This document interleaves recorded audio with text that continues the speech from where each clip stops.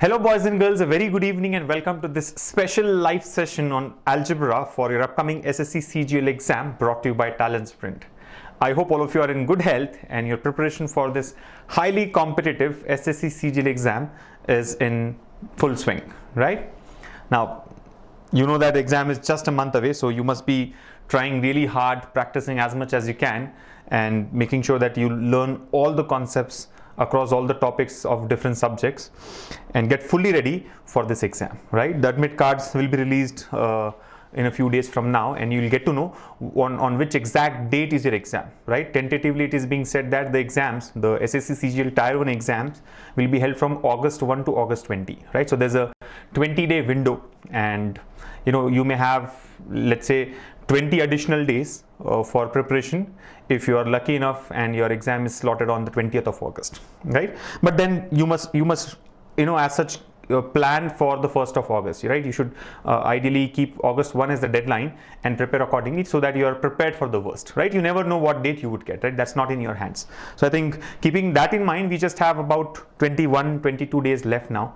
So only 3 weeks and it's high time that you pull your socks up and give as much as you can so that you boost your chances of selection and can improve your scores, right? Now today's live session, like you all know, is a special session which is being conducted for the SSC exam, and the topic that we'll cover today will be algebra. Now these special sessions have been scheduled for all the 4 Fridays of the month, right? Today is the first one, and every Friday from now for the next 4 Fridays we'll have these special sessions covering exclusive topics for the SSC CGL exam, right? So today's discussion is on algebra. I think the next 2 sessions will be on geometry, where we'll look at different concepts like triangles, circles, quadrilaterals, etc. And then the last one will be on trigonometry, right? Trigonometry and heights and distances. All right. Now, for the benefit of those who have recently enrolled in our program, let me mention that there's this chat box that you see on the right hand side of your video screen. So please use that to interact with us, right? If you have any questions or any queries at any point during the session relevant to what we are discussing, please feel free to post it there and get your questions answered, right? Now I can see a lot of you have joined the session already and also started interacting here. Let me just see who all are available, right? Yeah, I think many of you, in fact, there's a long chat here. We have Neeraj Jha, Nikunj Agarwal, Hironmoy Mondal, then Sujit Surya and Ramya, Milan, Sumit Kumar Pandit, Sahil, Akhil, Santosh, Sujit, Mukul Kumar, right?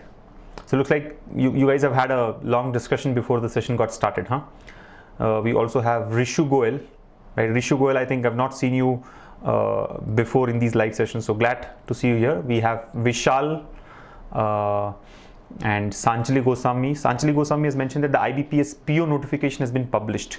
Well, that's a great news. I'm not sure of that. If looks like it has happened only a few minutes ago. We'll confirm that shortly. And then we have Venkatesh, Satish, Nayan, Jasmine, Harsha, right? Amit Verma, Genome, and many others there, right? Okay, so good to start. Do you have any general questions that you want me to answer before we proceed? Yeah, we have Arvind, Nirmal, and Vimal. So good evening. Glad to see you all, right? Swati and Mani have also joined. So glad to see you all.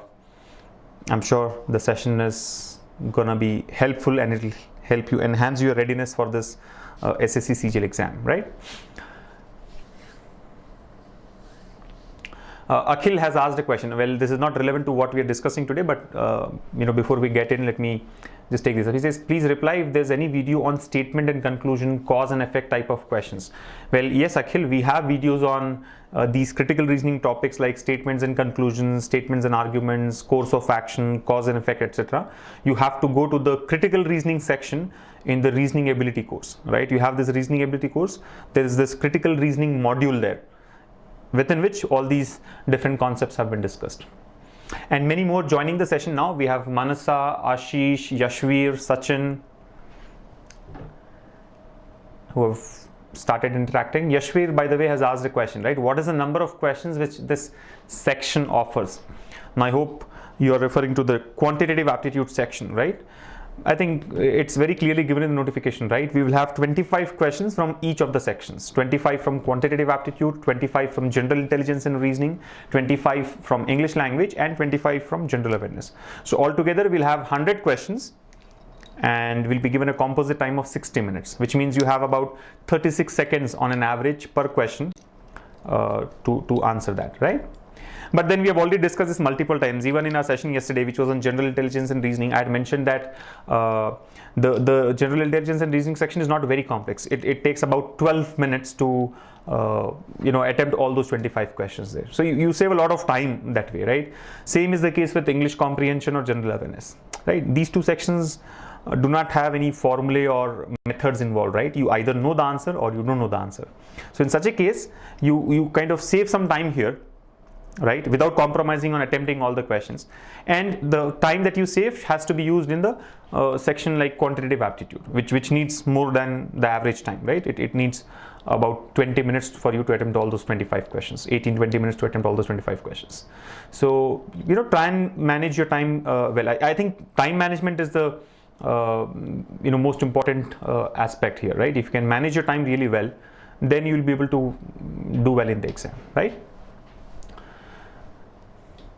Sachin Singh says 10 minutes are enough. So maybe he's referring to general intelligence and reasoning section there. Yeah, so 10 to 12 minutes, not more than 12. So should we start? Any questions? Sachin, by the way, has mentioned that please start from basics as I'm very poor in advanced math. Well, I would love to do that, Sachin, but you got to understand that we have already published a lot of videos on the basic concepts, right? There is already a video available on algebra, videos available on trigonometry, geometry, all these topics, advanced topics there, advanced maths topics there. So you are supposed to go through those videos and get thorough with the basics and fundamentals there, right? We cannot be discussing the very basics in these sessions now. All we do is choose questions and solve, right? Look at the best ways to solve the given questions. All right.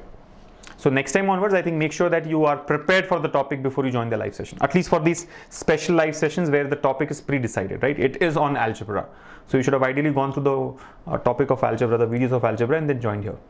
But anyways, I'll make sure that I give you a detailed explanation everywhere so that you are not completely out of sync here, okay?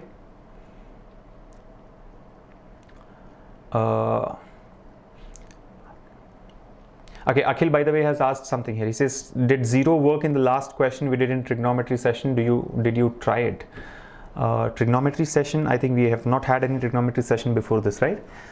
But yeah, you have reminded me that there's one question that we have discussed in our free YouTube session that we do, where we had to check if zero works in place of one of those variables or not. Well, I haven't really tried that again, but don't worry, when we meet again next for the trigonometry session, we will take that question up, okay? Mahata has asked a question. In SSC, is there any individual cutoff for each section? Well, no. There's no individual cutoff or sectional cutoff in SSC exams. Nikunj Agarwal has also asked the same question, right? Sanchali Goswami says, what is the standard cutoff in SSC CGL?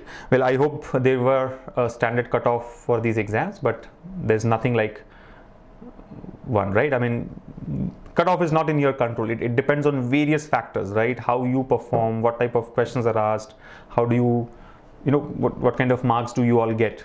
So don't really worry about that. I think cutoff is something that is not in your control. So just forget about it and, try and ensure that you are fully prepared and you give your best in that limited time of the exam.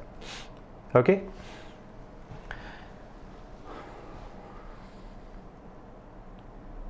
Radhika says, how many questions of trigonometry can come? I wish I knew the answer to this. You never know. See, these things are not pre-decided. It's not fixed that there have to be X number of questions from trigonometry, Y questions from algebra, M questions from geometry, etc. It varies, right? It varies from paper to paper, year to year. It varies from set to set, right? So don't worry about that.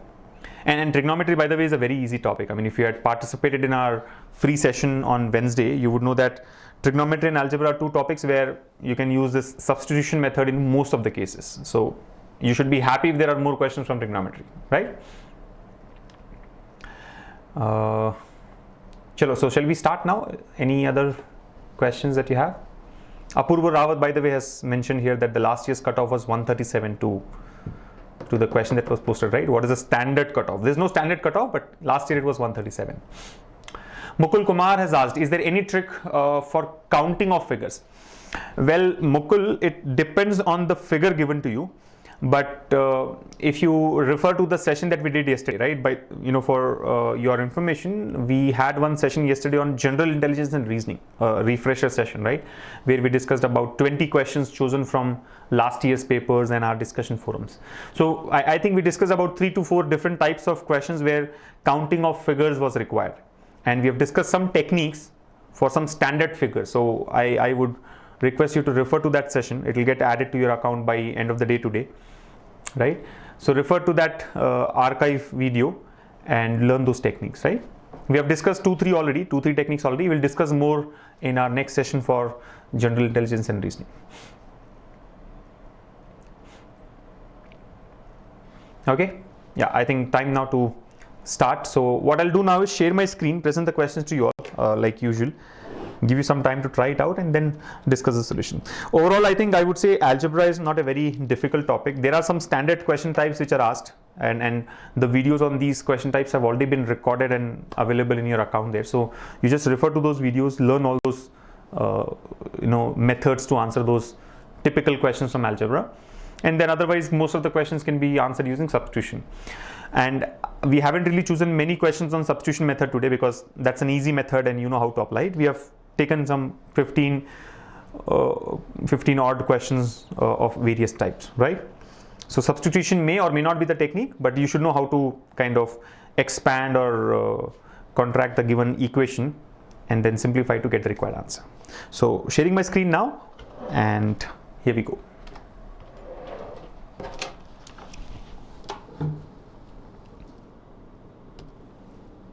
All right, so here's the first question on your screens, which says, if x plus 1 by x equals to 5, then what is the value of 2x upon 3x squared plus 5x plus 3? Right, the value of 2x upon 3x squared plus 5x plus 3 is dash. Options given to you are 2, 1 by 5, 1 by 5, and 3 by 5. Well, I don't really understand this option here, option 2. 1 into 1 by 5 or 1 by 5? Looks like it is 1 by 5, right? Because 1 into 1 by 5 is anyway 1 by 5, which is option 3 again. So solve this now. X plus 1 by x equals to 5. What is the value of 2x by 3x squared plus 5x plus 3? You have 1 minute for this and your time starts now.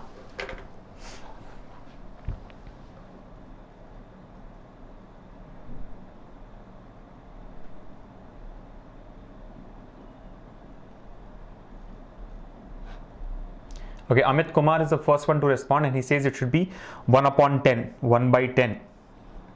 X plus 1 by x is 5. Then what is the value of 2x by 3x squared plus 5x plus 3? So Amit Kumar got 1 by 10. Then he says it is option 2, 1 by 5. I'll wait for more responses and then discuss solution. Akhil says substitution works. So he's tried substituting some value for x there to get the answer. Let's see.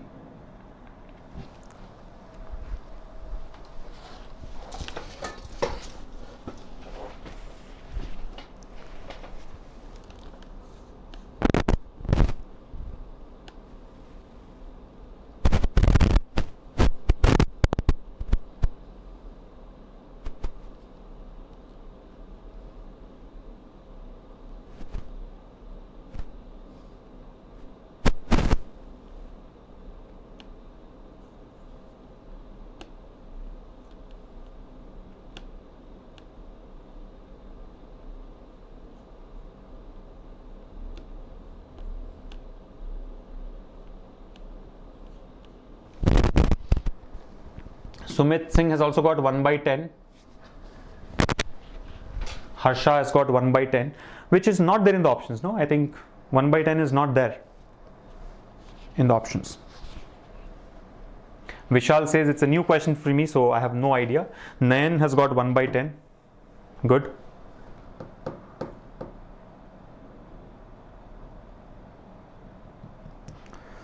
But 1 by 10 unfortunately is not there in the options.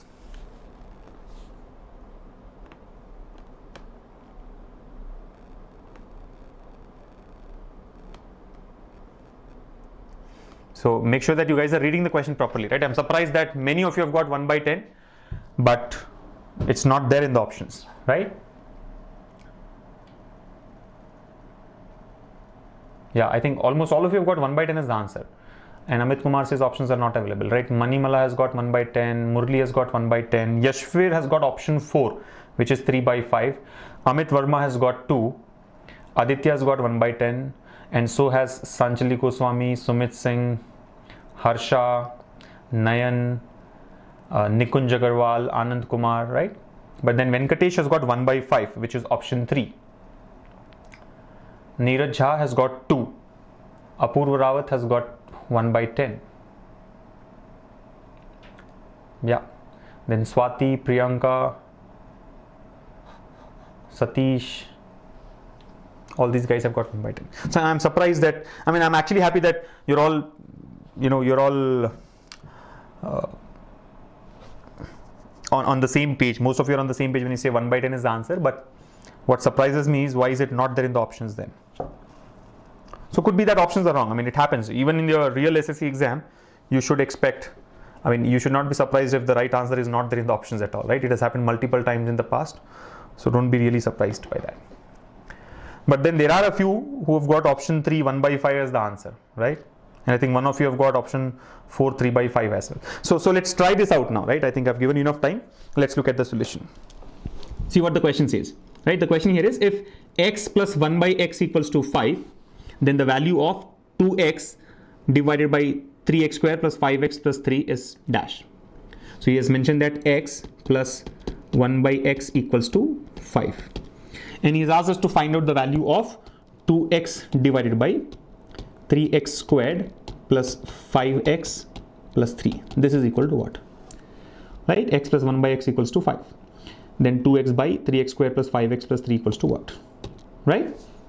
You have to read the question properly. It's not x by x, right? If you take it as x plus 1 by x in this way equals to 5, then you'll get a wrong answer because, look at the way it has been given, right? If you just go by the conventions, this is 1 by x. It's not x plus 1 by x, right? X plus 1 are not in brackets. So it's x plus 1 by x. The first term is x, second term is 1 by x. And the sum is equal to 5. Now in such an equation, while we say that substitution is the best method to solve questions in algebra, most of the questions in algebra, but it may not work always. Like in this case, trying to substitute the value of x, random value of x, which satisfies this equation is going to be very complex, right? It's not easy to find out what value of x would satisfy and, give us the result as 5, right? I mean, if you can do that, nothing like it. Then just substitute the same value of x here in this expression and find out the answer. But you know that it's going to be complex and this will result in a quadratic equation. I mean, even if you want to simplify this, what do we get? Take x as LCM, so we'll get x squared plus 1 divided by x equals to 5x. X squared plus 1 divided by x equals to 5x. So again, from that you can find out the two values of x, the roots of that quadratic equation, and then try and substitute that value in this expression.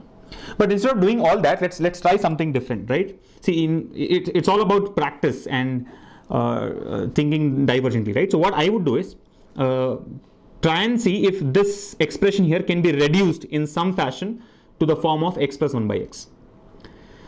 Now, dealing with this expression is going to be complex. What I would do is I'll take the reciprocal of this. Let's see what happens. 3x squared plus 5x plus 3 divided by 2x. So I am trying to find out the value of this expression, 3x squared plus 5x plus 3 divided by 2x.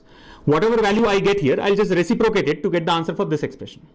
Yes or no? He's asking us to find out a by b. I am trying to find out what is b by a. Because to me, simplifying b by a is a lot simpler than simplifying a by b. You understand? If you take it as a by b is complex, but b by a is very easy to simplify. So simplify for b by a and then reciprocate that value to get the required answer. So simplify this, what happens? So I can divide each of these terms in the numerator by 2x, right? So 3x squared by 2x plus 5x by 2x plus 3 by 2x. So what happens here? X and x gets cancelled. Here also x and x gets cancelled. So finally we are left with 3 by 2x plus 5 by 2 plus 3 by 2 into 1 by x. Now the point to be observed is in these two terms, 3 by 2x and 3 by 2 into 1 by x, 3 by 2 is common. So if I take that 3 by 2 common, what do we have? 3 by 2 into x plus 1 by x.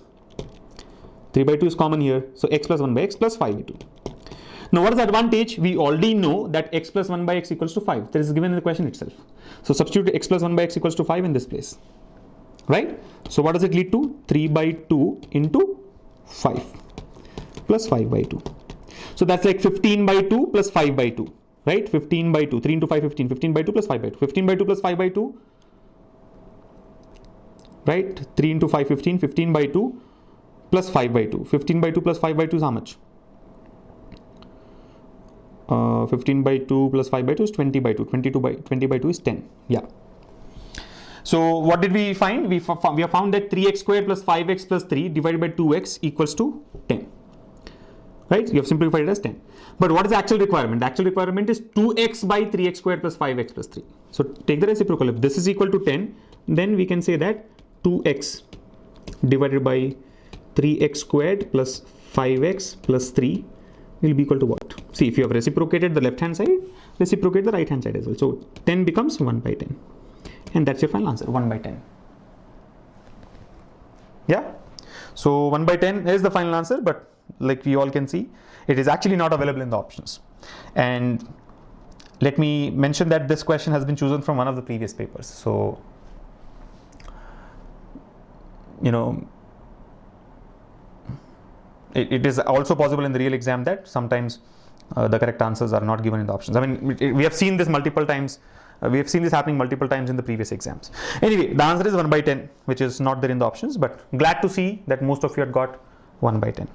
Now, I don't say that this is the only way to solve it. And please do not go by the length of the explanation or the number of steps that I've put on paper. You're getting it, right? Most of these steps here can be just cut down. Like for example, you don't have to write x plus 1 by x equals to 5 or then find out 2x by 3x squared plus 5x plus 3 equals to what? This is the same question that I'm putting up, right? Again, you cut down this step, right? You don't have to split the terms individually and do the cancellations, right? You are smart enough to directly take it as, see, reciprocate it. Reciprocate by looking at the question. So you will directly get, you know, this part, 3 by 2x plus 5 by 2 plus 3 by 2x. Then take 3 by 2 common and simplify, right? So it's simple two-step process. But having said that, let me also mention that this is not the only way to solve it. There are different ways of arriving at the answer. This is one of the ways, right? Maybe you do something on this expression itself to get the required answer. Like for example, x plus 1 by x equals to 5. So you can say x square plus 1 equals to 5. X square plus 1 equals to 5. And then maybe, you know, do some other operations there to, you know, get it somewhere closer to what is given here in the expression. Right? But whichever method you follow, the final answer comes out to be 1 by 10. I hope if you have followed this. Any confusions anywhere?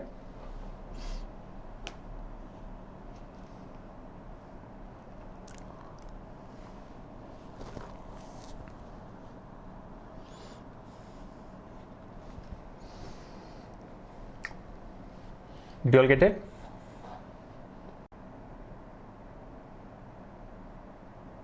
Swati has asked a very interesting question, right? If the same situation comes in exam, then what should we do?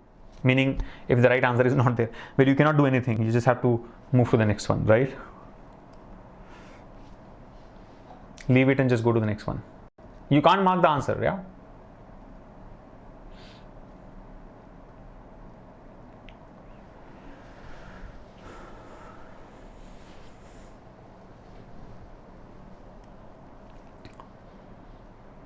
Okay, it looks like Sanchli has done it in some other way, right? Sanchli says x plus 1 by x equals to 5. So I can say x square plus 1 equals to 5x and then multiply by 3. So 3x square plus 3 equals to 15x. You can do that as well. So like I said, different ways of doing it, right? You decide what is the most convenient to you. Let me explain the other method as well, right? I mean, just for the assurance that I have to give you that other methods also work, right? I'm just sharing my screen. Look at this. So anyway, this is one way of arriving at the answer. Let's look at one more way of doing it, like some of you have tried out, right?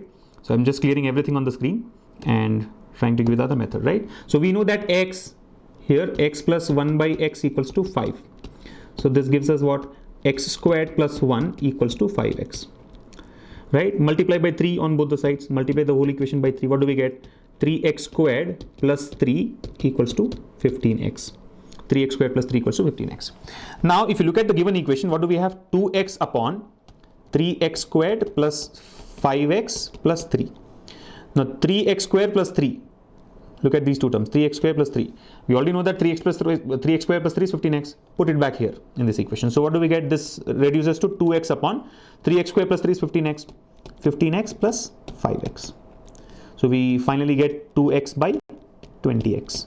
X is anyway common, 2 is also common. It leads to 1 by 10. So this is the other way of doing it. I mean, some of you may find this to be convenient, right? If not, try whatever we had done in the previous method. Anyway, the point is you have to some way or the other reduce it to the given expression, right? And then simplify to arrive at the answer. Okay, let me present the next question to you all. Here's the next one. Involves some square roots and other things there.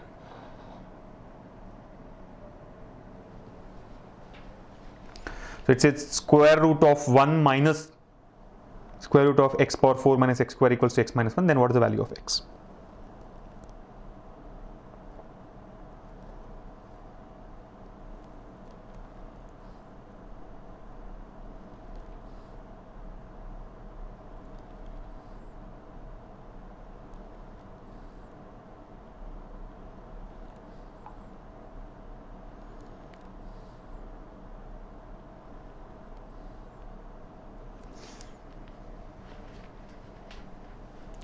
Amit Kumar has asked me something relevant to the last question, right? But if you have solved such questions, then can we claim the marks? Well, SSC usually allows you to, tell them about the corrections. That's a long process, and let's not worry about it. I mean, those are all not in our hands, right?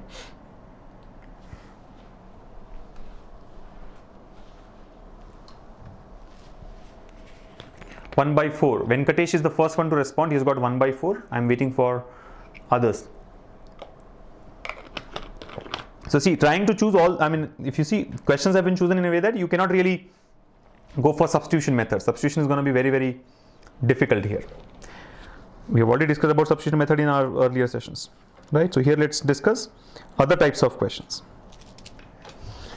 So don't try to substitute, right? Substitution is not the best way to solve such questions. It can get really time consuming. Try to simplify directly from what is given in the equations.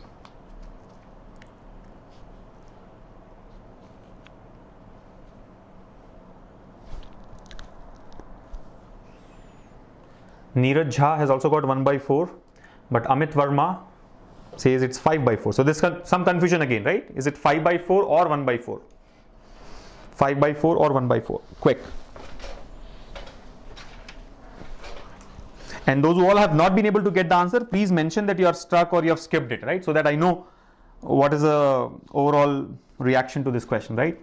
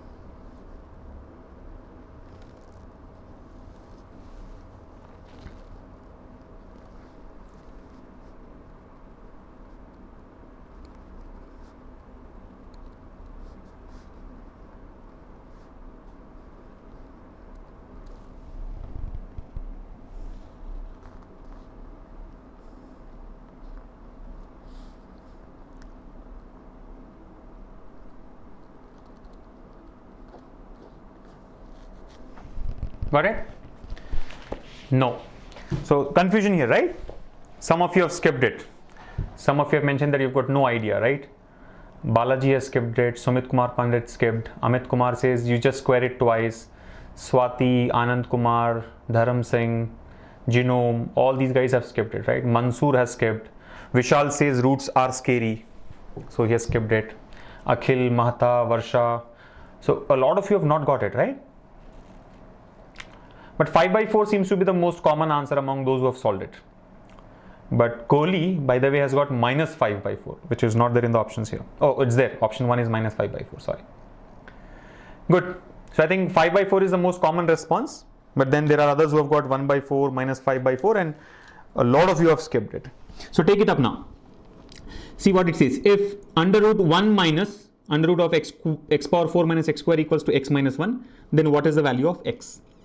So let me write it in a way that you all can understand it easily, right? It's like 1 minus x power 4 minus x square equals to x minus 1. Then he's asking us to find out the value of x. Now there's no other way other than simplifying it, right? So how do you simplify? Square root of 1 minus square root of x power 4 minus x square equals to x minus 1. Let's square it on both the sides, right? Squaring on both sides. And don't write SOBS in the exam, right? You won't be awarded extra marks for this. Directly square and simplify. So square on both the sides, what do we get? See, this squared will cancel the root, right? It's like this. Square on this side and square on this side. So this whole square under root gets cancelled. So on the left hand side we will have 1 minus root over x power 4 minus x squared. On the right hand side we'll have x squared minus 2x plus 1, right? X squared minus 2x plus 1. By the way, this plus 1 and plus 1 gets cancelled. So what are we left with? We are left with x power 4 minus x squared equals to, this x squared minus 2x can be taken as 2x minus x squared. Because we have a negative sign here, right? Minus sign here. I'm multiplying this on the right hand side. I mean, multiply both the sides with minus 1. So this minus sign gets cancelled here. And when you multiply x squared minus 2x with minus 1, we are left with 2x minus x squared. Or I think we can take x common, by the way. You can take x common on both the sides. That will also simplify it further. Let me take x common. What happens? See, I'm writing all the steps in detail so that you can follow. But if you have understood what has to be done, then a lot of these steps can be avoided. Like the step that I'm going to write now is not really needed. I'll take x square common. So what do we get? X square minus 1 here under root. And here we'll take x common. We'll get 2 minus x. Right? Now, if you kind of understand, root over x square will give us x outside. And again, we have under root of x square minus 1, which is equal to x into 2 minus x. So x and x gets cancelled. So the whole idea is to kind of cancel out one x on both the sides. But you don't need 3 steps for that. You can do it mentally as well. So what are we left with? X square minus 1 equals to, under root of x square minus 1 equals to 2 minus x. Again, squaring on both the sides. Square on both the sides, what happens? So squaring here and squaring here, this side. So we have x squared minus 1, this under root and square gets cancelled, equals to 2 minus x whole square. So that's like 4 minus 4x plus x square. Right? 2 minus x whole square is 4 minus 4x plus x square. So x square and x square gets cancelled. We have 4x equals to 5. So x equals to 5 by 4. X equals to 5 by 4. Right? 5 by 4, option 2 has to be the answer. Please understand that a few of these steps can be avoided, right? You don't have to write every step on paper. So cut down the number of steps and try and get the answer as quickly as possible. Don't waste your precious time by putting every step on paper. 5 by 4, right? So good, many of you had got 5 by 4, but those all who have got minus 5 by 4 have to check where you have gone wrong. I think you kind of forgot about the negative sign that we had in step 1, right? After squaring both the sides. 5 by 4 is the answer. It's not minus 5 by 4, it's 5 by 4. Well, Sachin has mentioned that it's too lengthy, but I don't agree with you, Sachin, right? I mean, too lengthy because I've put all the steps. I think next time onwards I'll cut down a few of these steps. But the only challenge is that will not help you understand maybe sometimes.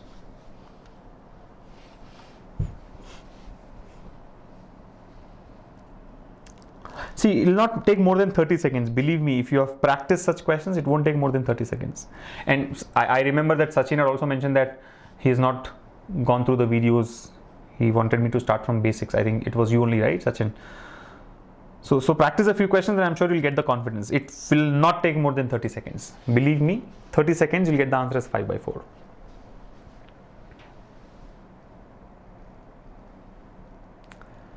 And I'm surprised that a lot of you had skipped it, right? It is a simple question. Just square on both the sides. Any shorter way? I don't know here. Is there a shorter way of doing it? I'm not sure. I mean, we can probably spend some more time to see if anything else can be done, but substitution definitely is a no-no. I have no clue about how to proceed with substitution here, right?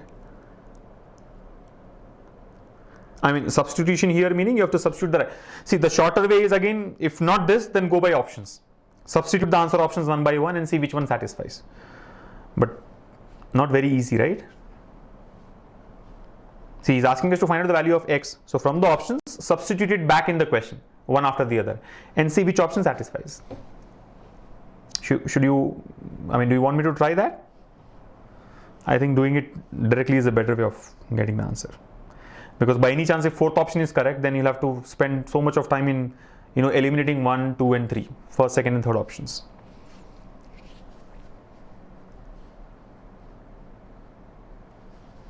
It's a simple question. Yeah, you can substitute the options back if you want. Just substitute the options back. Try to take that x square common on the left hand side, and then substitute so that it becomes a little easier. Let me show it to you. I think I'll show for one of the options. You can try the other ones. So the method is as follows, right? The second method is to go by options. Substitution, right? Substitution, reverse engineering. Go by the options. But then before that, I'll simplify what is there on the left hand side. If you see, we have root over 1 minus x power 4 minus x square equals to x minus 1, right? So without doing anything on this expression, just take x square common here. So if we take x square common, we'll have x square times of x square minus 1, this step. I'm referring to this step. And you can take x outside there. So what do we have? 1 minus x times of root over x squared minus 1 equals to x minus 1. Right? Now probably substitution will help you verify it faster. So I'll go by option 1, right? What is given in option 1? Minus 5 by 4. Substitute minus 5 by 4. Wherever you have x, substitute minus 5 by 4. If it satisfies, that's the answer. Otherwise, go for the next option. So let's go by option 1. Right? Option 1 would mean root over 1 minus of minus 5 by 4. So minus of minus 5 by 4 will make it plus 5 by 4. And this is square root of 5 by 4 whole square is 25 by 16 minus 1 equals to minus 5 by 4 minus 1. Minus 5 by 4 minus 1. Just check. So root over 25 by 16 minus 1 is 9 by 16. 9 by 16 is 3 by 4. So this will be root over 1 plus 5 by 4 into 3 by 4. And this will be on the left hand side, we have minus of 9 by 4. Now nowhere on planet will this be satisfied, because you see what we have on the left hand side is a positive term. Whatever be the value, it is definitely going to be positive, because this is 5 times 3, 15 by 16, then root over 31 by 16, right? It is definitely going to be positive. What we have on the left hand side is negative. How is it balanced? It's not balanced, right? These are not equal. Hence option 1 is eliminated. Then you substitute option 2, and then option 3, and then option 4 till you find out the correct answer. So let's substitute option 2 as well, see what happens. Option 2. Option 2 is what? Plus 5 by 4. So we'll have, I'm substituting option 2 here in this equation. Okay. So we'll have, I think I'll do one thing. I'll clear this. I don't have enough space. I'll clear option 1 calculation. Space is always a constraint here on the screen. Substitute back option 1. Option 2 now. So what happens according to option 2? Option 2 says it's 5 by 4. So we'll have root over 1 minus 5 by 4 as it is. And then root over, see, 25 by 16 minus 1 is 9 by 16, which is equal to 5 by 4 minus 1. 5 by 4 minus 1 is 1 by 4. See, cut down the number of steps. Then 9 by 16 is like 3 by 4. 5 by 4 into 3 by 4 is 15 by 16. 16 minus 15 by 16 is 1 by 16. Root over 1 by 16 is 1 by 4. You understand? Overall simplification will give you 1 by 4 equals to 1 by 4. So left hand side is equal to right hand side. How? By using option 2. Hence option 2 is the correct answer. Okay. So assuming any value or random substitution will not help. You can either go by the options or simplify straight. Let's go for the next question. Here it is on your screen now.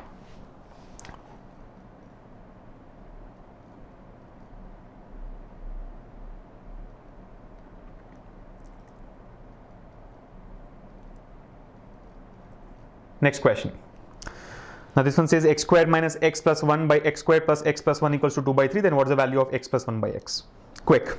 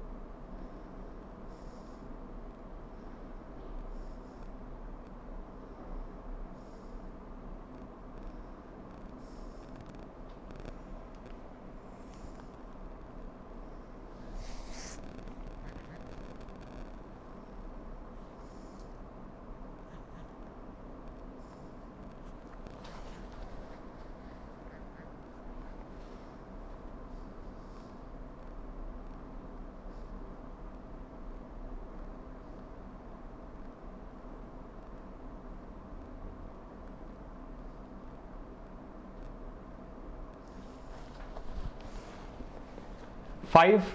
Okay, answers have started coming in. Vishal, Nayan, Sumit, all you guys have got 5. Waiting for more responses.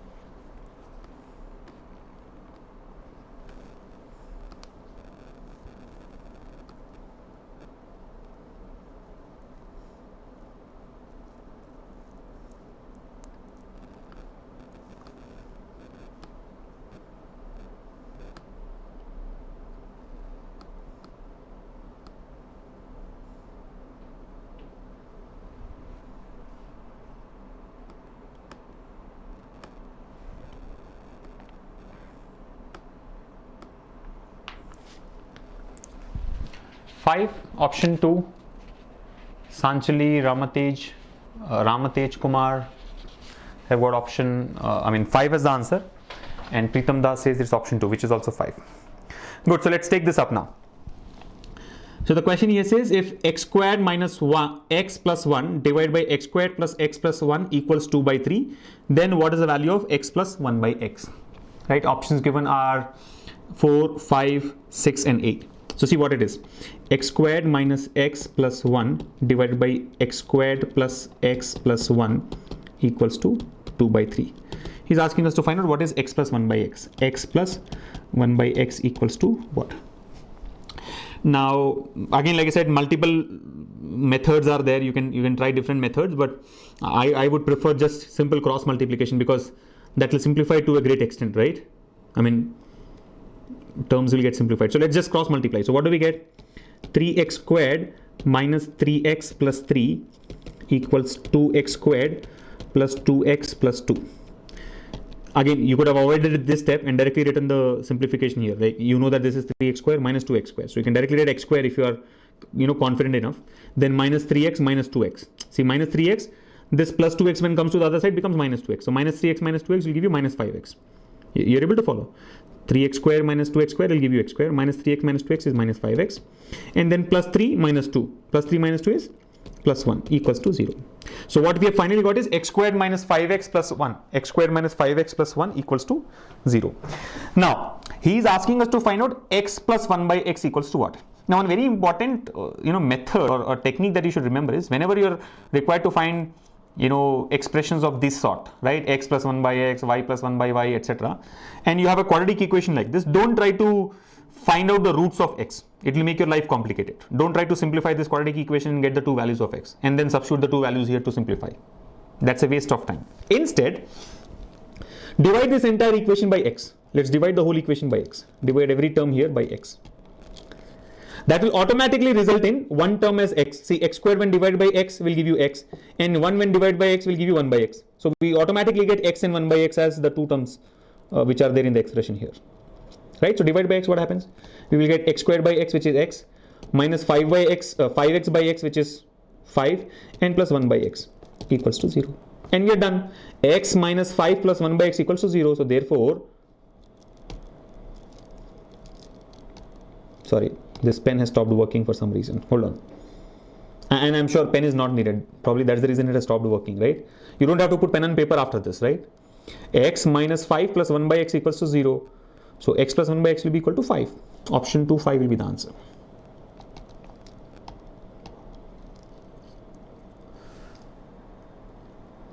Right? Just cross multiply. Don't try to try complicated stuff like componendo, dividendo, etc. Right? That will only make your life complex.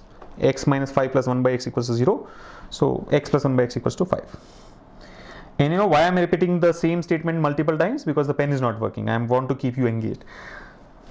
Why is the pen not working? It's not working. Okay, so the final answer is option 2. 5 is the answer. Let me see if I can go to the next screen and present the next question to you before this thing is fixed. Yeah, the pen is not working for some reason. Why?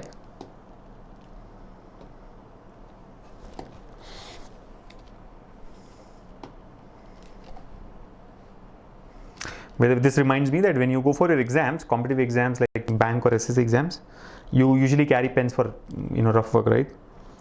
Don't ever fall in a trap where the ink is over, the pen stops working, and you are in a difficult situation, right? That's the worst thing that can happen to someone, right? I mean, like, just imagine you're solving a question during the exam on your rough sheet, and then you realize that the pen is not working. Why? Because you have been using the same pen for last 3 months during your practice, and the ink is over now. Of course, no pen would last for 3 months if you really practice hard, but ink is over, and you're not carrying an extra refill, or there's no other alternative available with you. You just can't do anything in such a situation. Of course, you can borrow or ask the invigilator to help, but why? Why do you want to be in that situation? What do we do now? Why is the pen not working? Okay, so just give me a few seconds. I will probably have to restart the whole machine. Meanwhile, I'll share my screen, but that won't help because the screen is the same that you have seen all this while. Okay, good. I am just learning that in SSC exams you're not allowed to bring pen and other stuff. So glad to know that one problem which can probably be a problem because of our own mismanagement is not possible. Why? Because they don't allow you pens.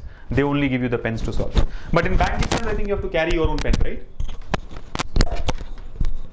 So guys, give me a couple of minutes. I think some technical error that we have here. Pen stopped working. Somebody suggested use marker. I wish I could use marker, but on a 21-inch tablet that we have, if I start using a marker, I'll be thrown out of the video.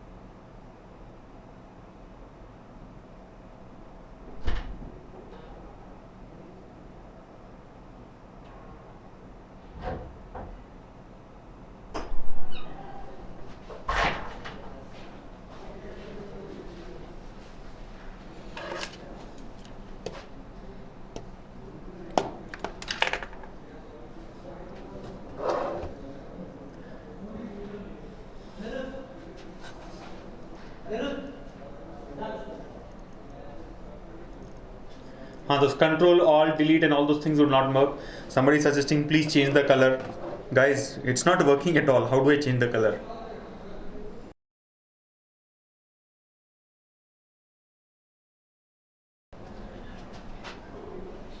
Anyways, apologies for this inconvenience caused. Please bear with us for a couple of minutes. Our technical team is trying to fix this. Allow us a few minutes.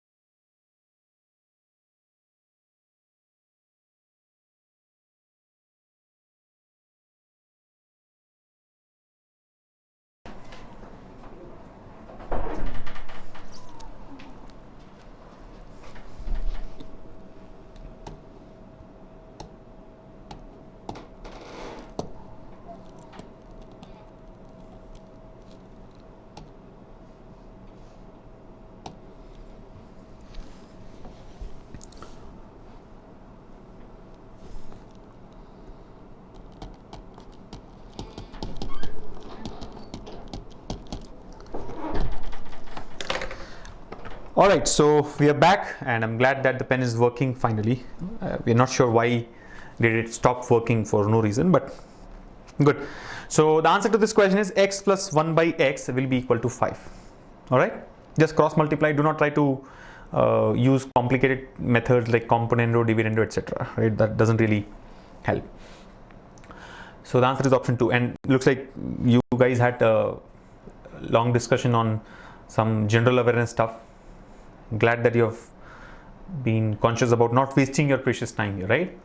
Yeah, somebody's talking about the new chief election commissioner, who's Achal Kumar Jyoti, right? He was the ex-chief secretary in the state of Gujarat. I remember I had discussed this couple of days back before starting my live session, right? And that was the day it was declared that he'll be the new chief election commissioner. He has also served as the election commissioner in the past, right, for a few months. But of course, he will again get retired in January 2018 when he turns 65. And till then, he will be taking up the key post of the chief election commissioner. Chalo, so shall we go to the next question now? Yeah, the pen has started working finally. Can we move to the next one? All right, I'm sure all of you are back in the session, right? Let me mention that the pen has started working and we are ready for the next one.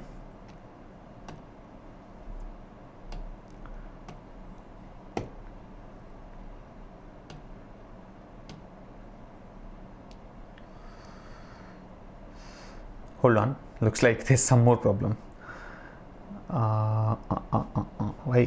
Why today?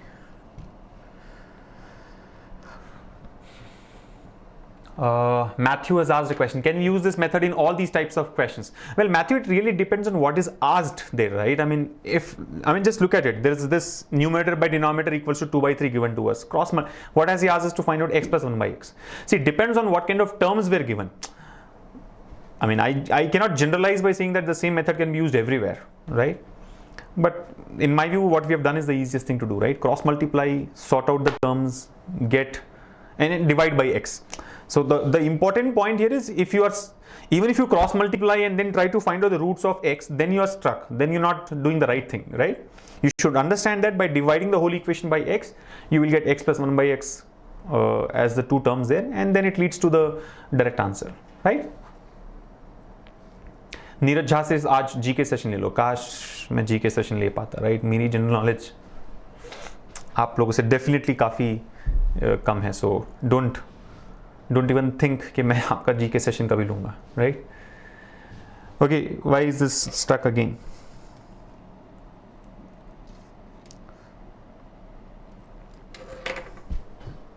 Stuck again. 2 more minutes. Let me leave you with this question at least. Yeah, it says the Microsoft PowerPoint is not responding. Why is it not responding? Why today of all the days? So I hope you can see the question, right? The next one says if x squared equals to y plus z, y squared equals to x plus z, z squared equals to x plus y, then the value of 1 by x plus 1 plus 1 by y plus 1 plus 1 by z plus 1 is. Try this out.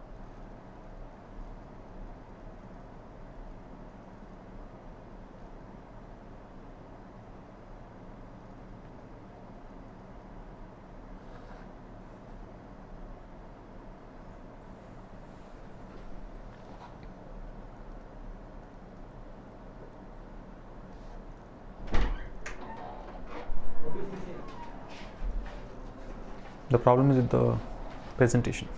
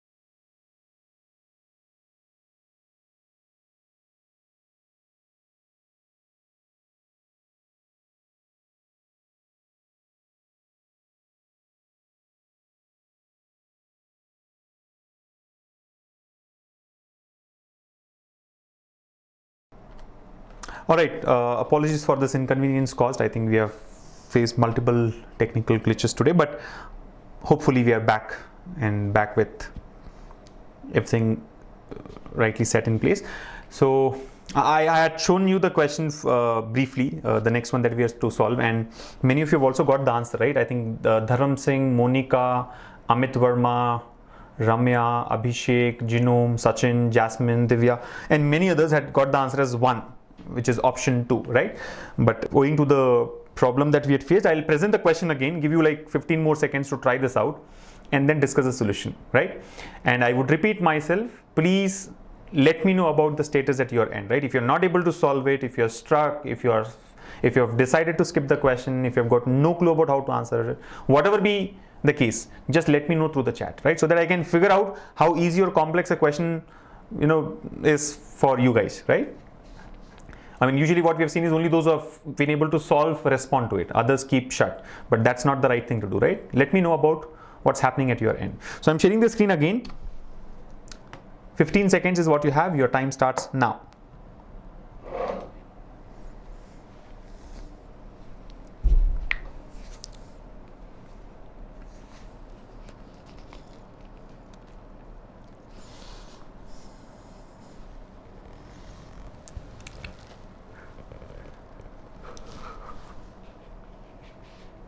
Quick.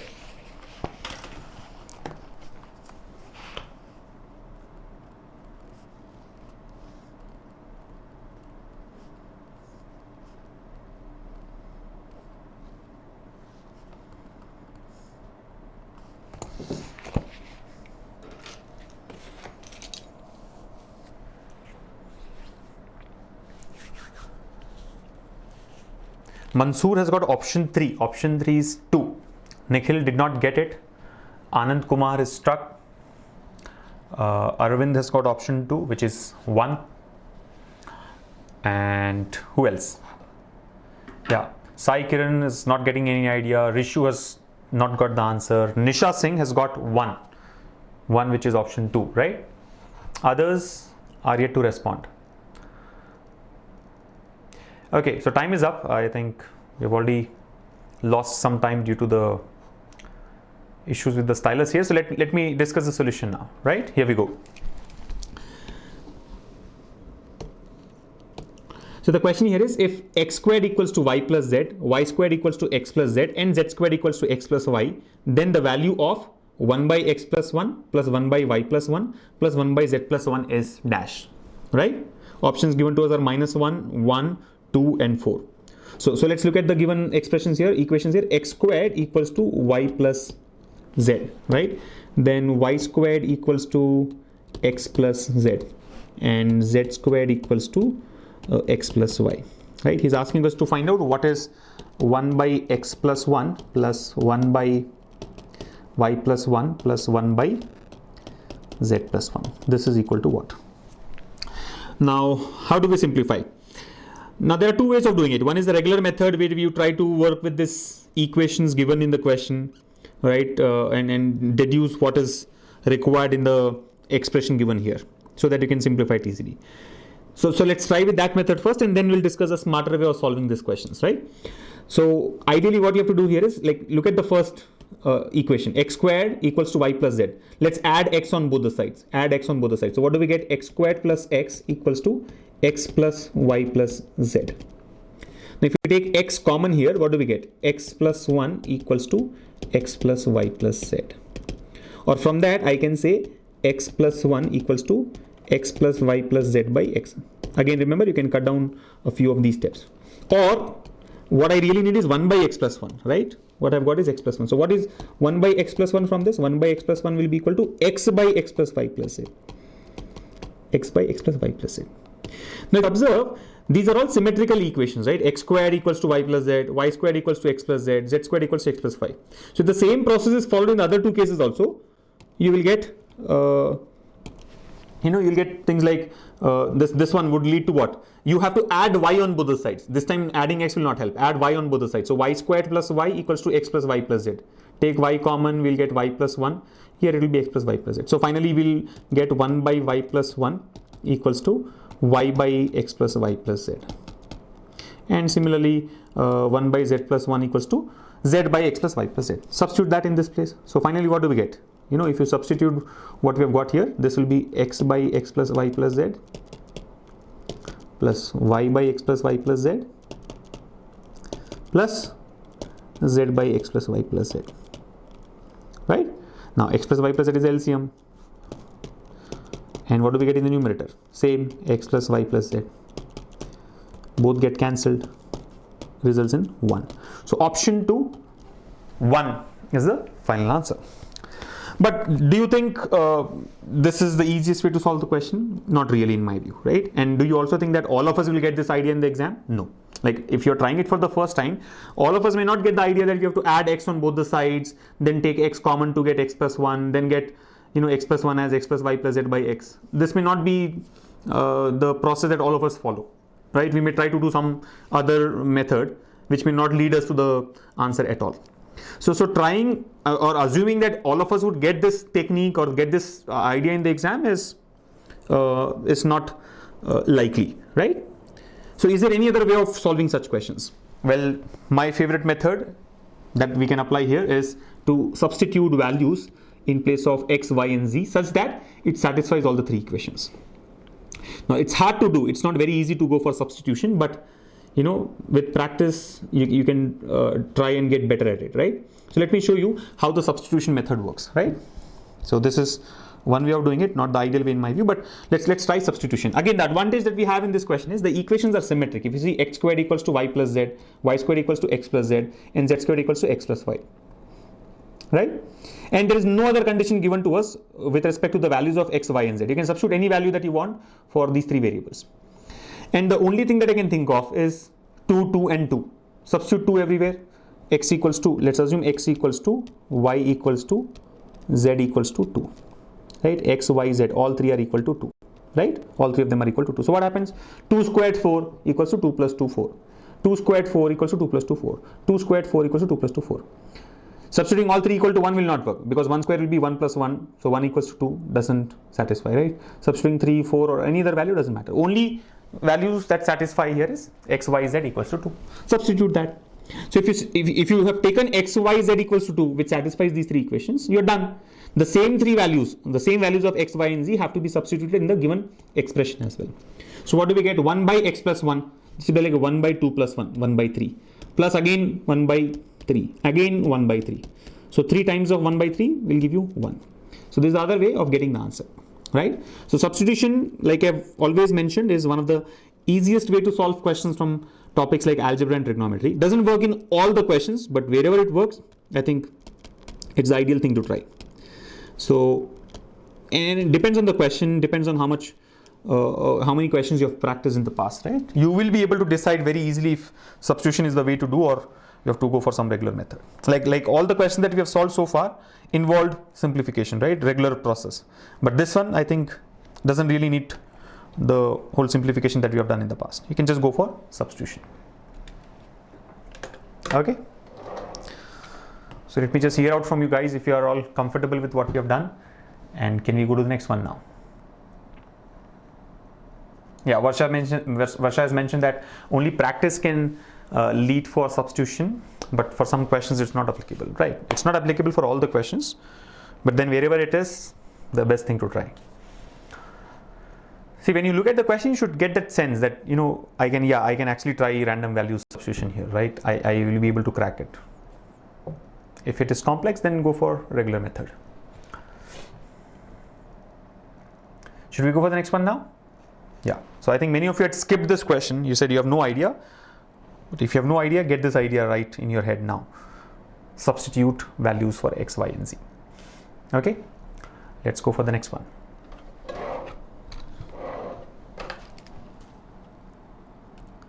Here's the next question. Try this. Interesting one. It says x plus 1 by x equals root 3. Then what is the value of x power 18 plus x power 12 plus x power 6 plus 1? Now looks like a complex one. I'll give you 1 minute for this, or maybe a little more. Your time starts now. Try this out and keep posting me about what's happening at your end, right? If you have got it or not got it.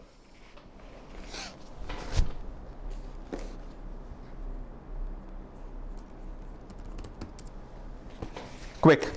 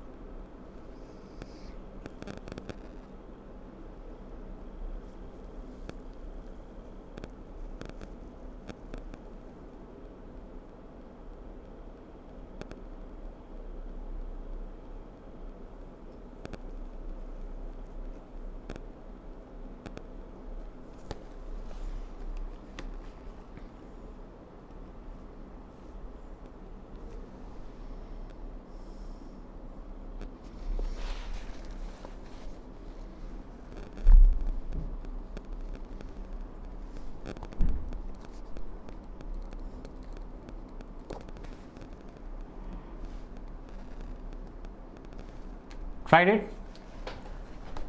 Yeah, answers have started coming in. I am waiting for more people to respond.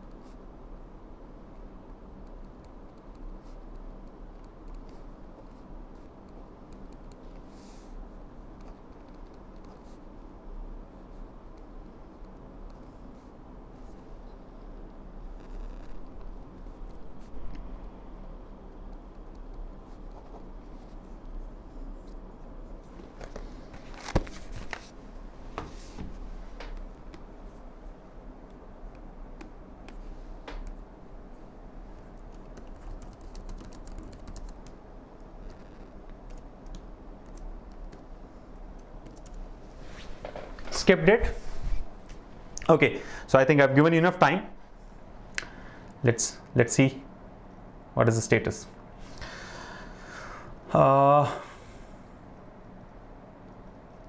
Yeah, so Nayan has got 0. Ankit Singh says, Ankit Singh has mentioned something there. Sumit Singh has got 0. Amit Kumar has got 0. Mayank Nisha Singh has also got 0 there. Manas has mentioned that he's unable to solve it. Sachin Singh says it should be 0 or 4. The answer is either 0 or 4.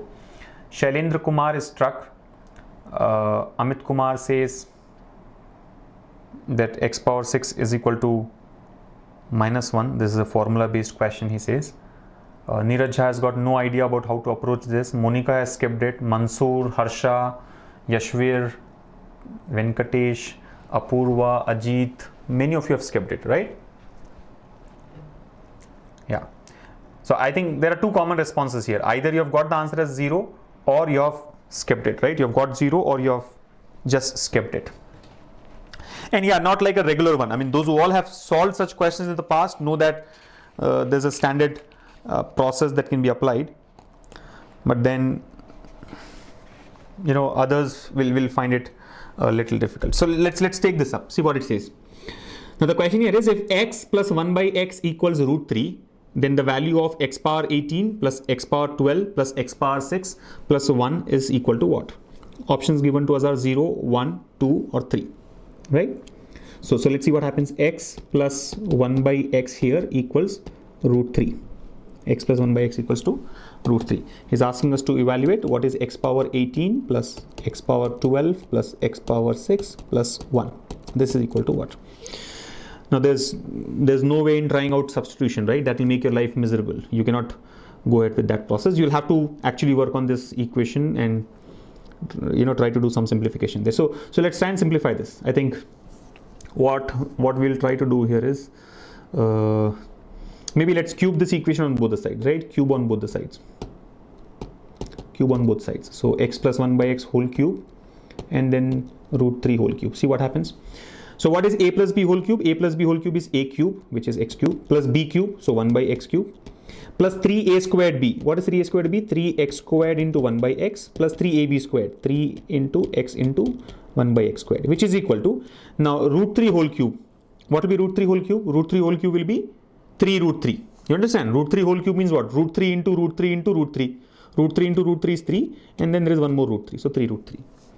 Again, I think, given the amount of practice that you would have gone through before you appear for your exam, you should avoid this step. You should directly write the simplified step, which is x cube plus 1 by x cube equals to, see, x and x gets cancelled here, and here x and x gets cancelled. So we have 3x plus 3 by x.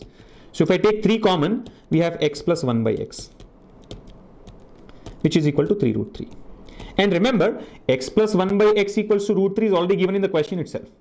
X plus 1 by x equals to root 3. So substitute that in this place.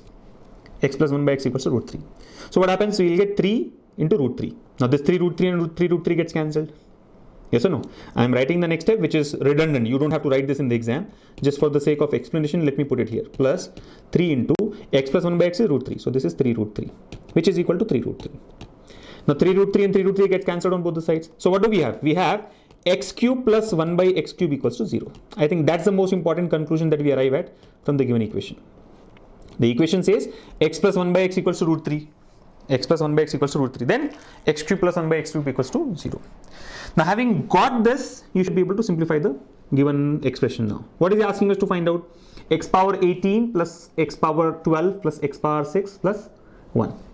Now see, let us take x power 6 common in the first, or x power 12 common in the first two terms. So if I take x power 12 common, what happens? We'll get x power 6 plus 1. Plus if I take 1 common here, we'll have x power 6 plus 1. You're able to follow? You know that when the bases are equal and in multiplication form, the powers can be added. So x power 12 into x power 6 is x power 18. X power 12 into 1 is x power 12 anyway. So x power 18 plus x power 12 plus x power 6 plus 1. Now what do you do next? Take x power 6 plus 1 common. So x power 6 plus 1 into x power 12 plus 1. Right? X power 12 plus 1. Again, what next? See, simple. Let's take x cube common from the first term here. See, if you see x power 6 plus 1, the whole idea is how do you reduce x power 6 plus 1? X power 6 plus 1 can be taken as x cube into x cube plus 1 by x cube. Now these are all ideas that you must get in the exam. I'm not saying that it's easy to solve, but you should get this logic in the exam, right? If you take x power x cube common here, x cube into x cube is x power 6, because bases are equal and in multiplication form, the powers can be added. So x power 6 plus x cube into 1 by x cube. So x cube and x cube gets cancelled, we'll be left with 1. Now why have we done this? Why did we do this? Why suddenly we want to take x cube common? Only for the reason that we know x cube plus 1 by x cube is 0. So if I put this back here, if I put this value back here, what do we get? X power 6 plus 1 equals to x cube into 0, which is equal to 0. So basically the conclusion that we have is x power 6 plus 1 from this. Sorry. The conclusion is x power 6 plus 1 equals to 0. If x power 6 plus 1 equals to 0 is substituted here, what do we get? 0 into anything is 0. So your final answer comes out to be what? 0 into x power 12 plus 1, which is 0. Please do not go by the length of the explanation. Answer is option 1. Answer is option 1, 0 here. Please do not go by the length of the explanation or number of steps. Like I've mentioned, a lot of these steps can be cut here. Like for example, look at this. I mean, all this, cubing on both the sides and all. You don't have to write on paper, right? Avoid those steps. You don't have to write this step as well. See, if you can just visualize the steps there, when you cube on both the sides, you will know that you will be left with x cube plus 1 by x cube plus 3 into x plus 1 by x equals to 3 root 3. And I would in fact say you should directly be able to jump to this conclusion, this box here, that x cube plus 1 by x cube is equal to 0. And after that, yes, you just have to do the simplification to get the answer. Okay, so option 1, 0 is the answer to this question. Let me now move to the next question. Here's the next one. So all similar questions, I mean, same type of questions here, right? Find out the value of x plus 1 by 2x if 5x by 2x squared plus 5x plus 1 equals to 1 by 3. You have 1 minute for this. Your time starts now. Do not try to go for random substitution. That will only make your life complex, right? Try simplifying the given equation and arrive at whatever is asked in the question, x plus 1 by 2x.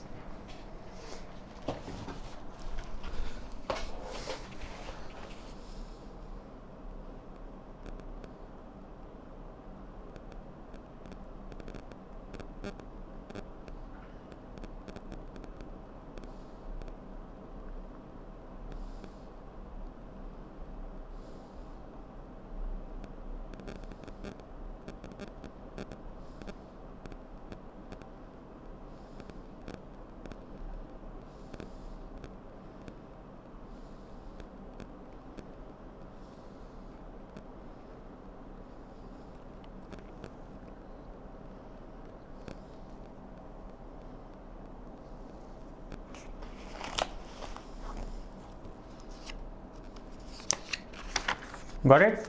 Sumit Singh and Nirmal have got 5 as the answer, waiting for more of others to respond.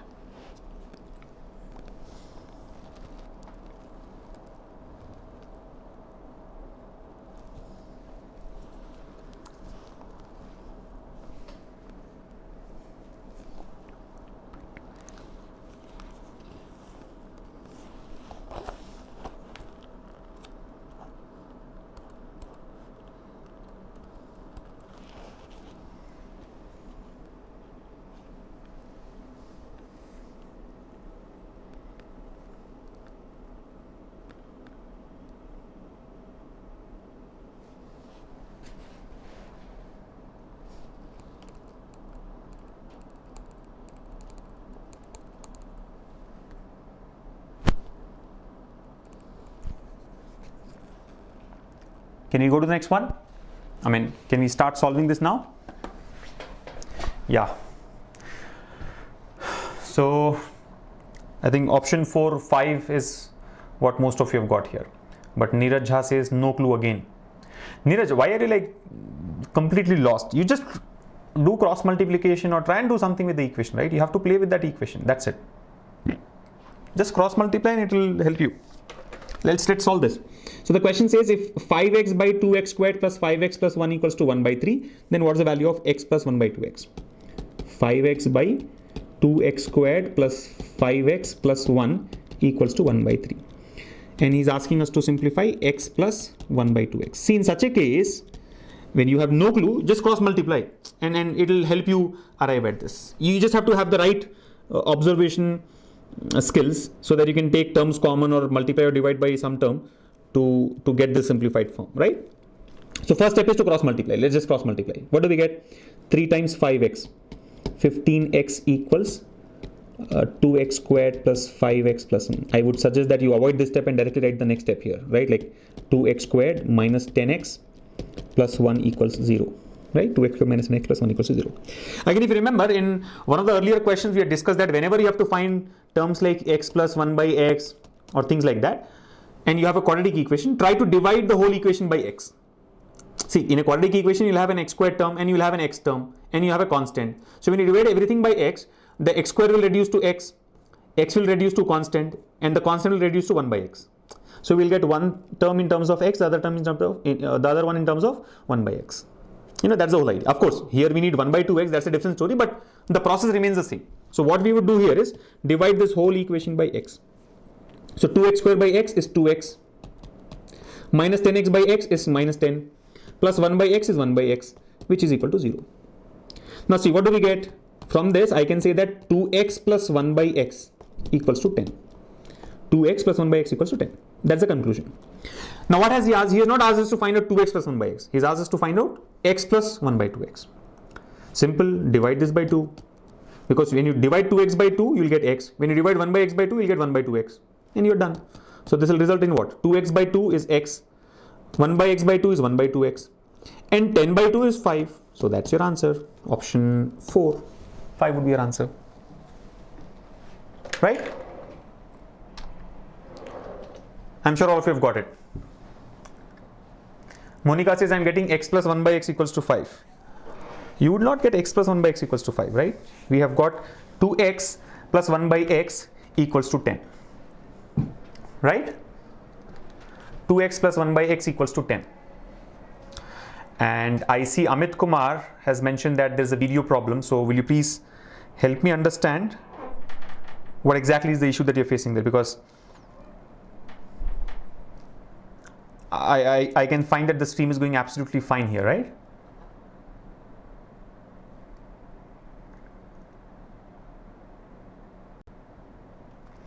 Mayank has asked me a question. Can you directly divide it by 2x instead of x? Yeah, you can do that. I mean, if you get that idea in the very beginning, nothing like it. You have cut down one step basically. I mean, we first divided by x, then we have divided by 2x. I mean, we have first divided by x, then divided by 2. But if you can just think of dividing by 2x in the beginning itself, then you're through, one step less, right? So I think the conclusion is that the solution is simple, but will this simple solution strike you during the exam is the point. You never know, right? But you can increase the probability of thinking divergently and getting such ideas in the exam only by doing 3 things: practice, practice, and more practice, right? So I think practice is the key. Keep practicing. Should we go to the next one? Yeah. All right. So 5 is the answer to this question, and the next question on your screens now.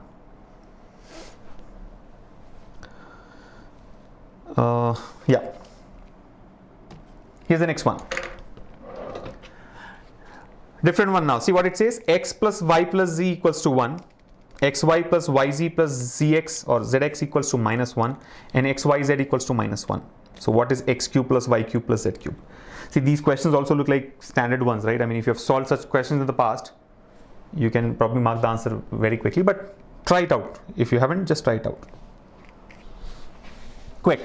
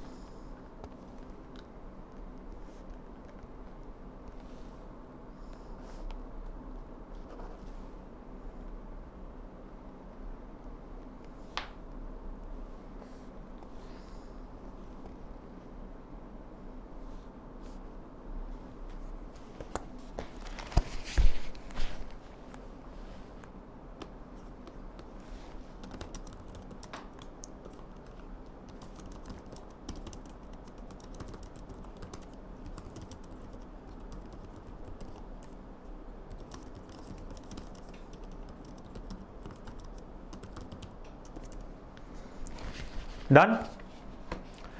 Okay, -1, -2, 0, 1. Variety of answers have come in.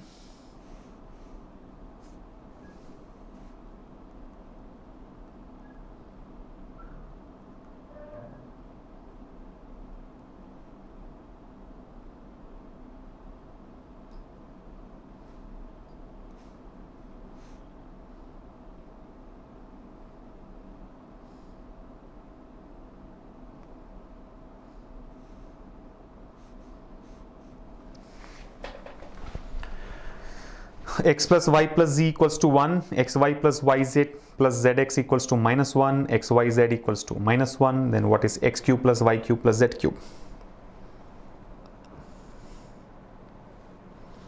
I think you guys have marked almost all the possible answers here, right? How many of you have skipped it? Let me ask that question. How many of you have skipped this one?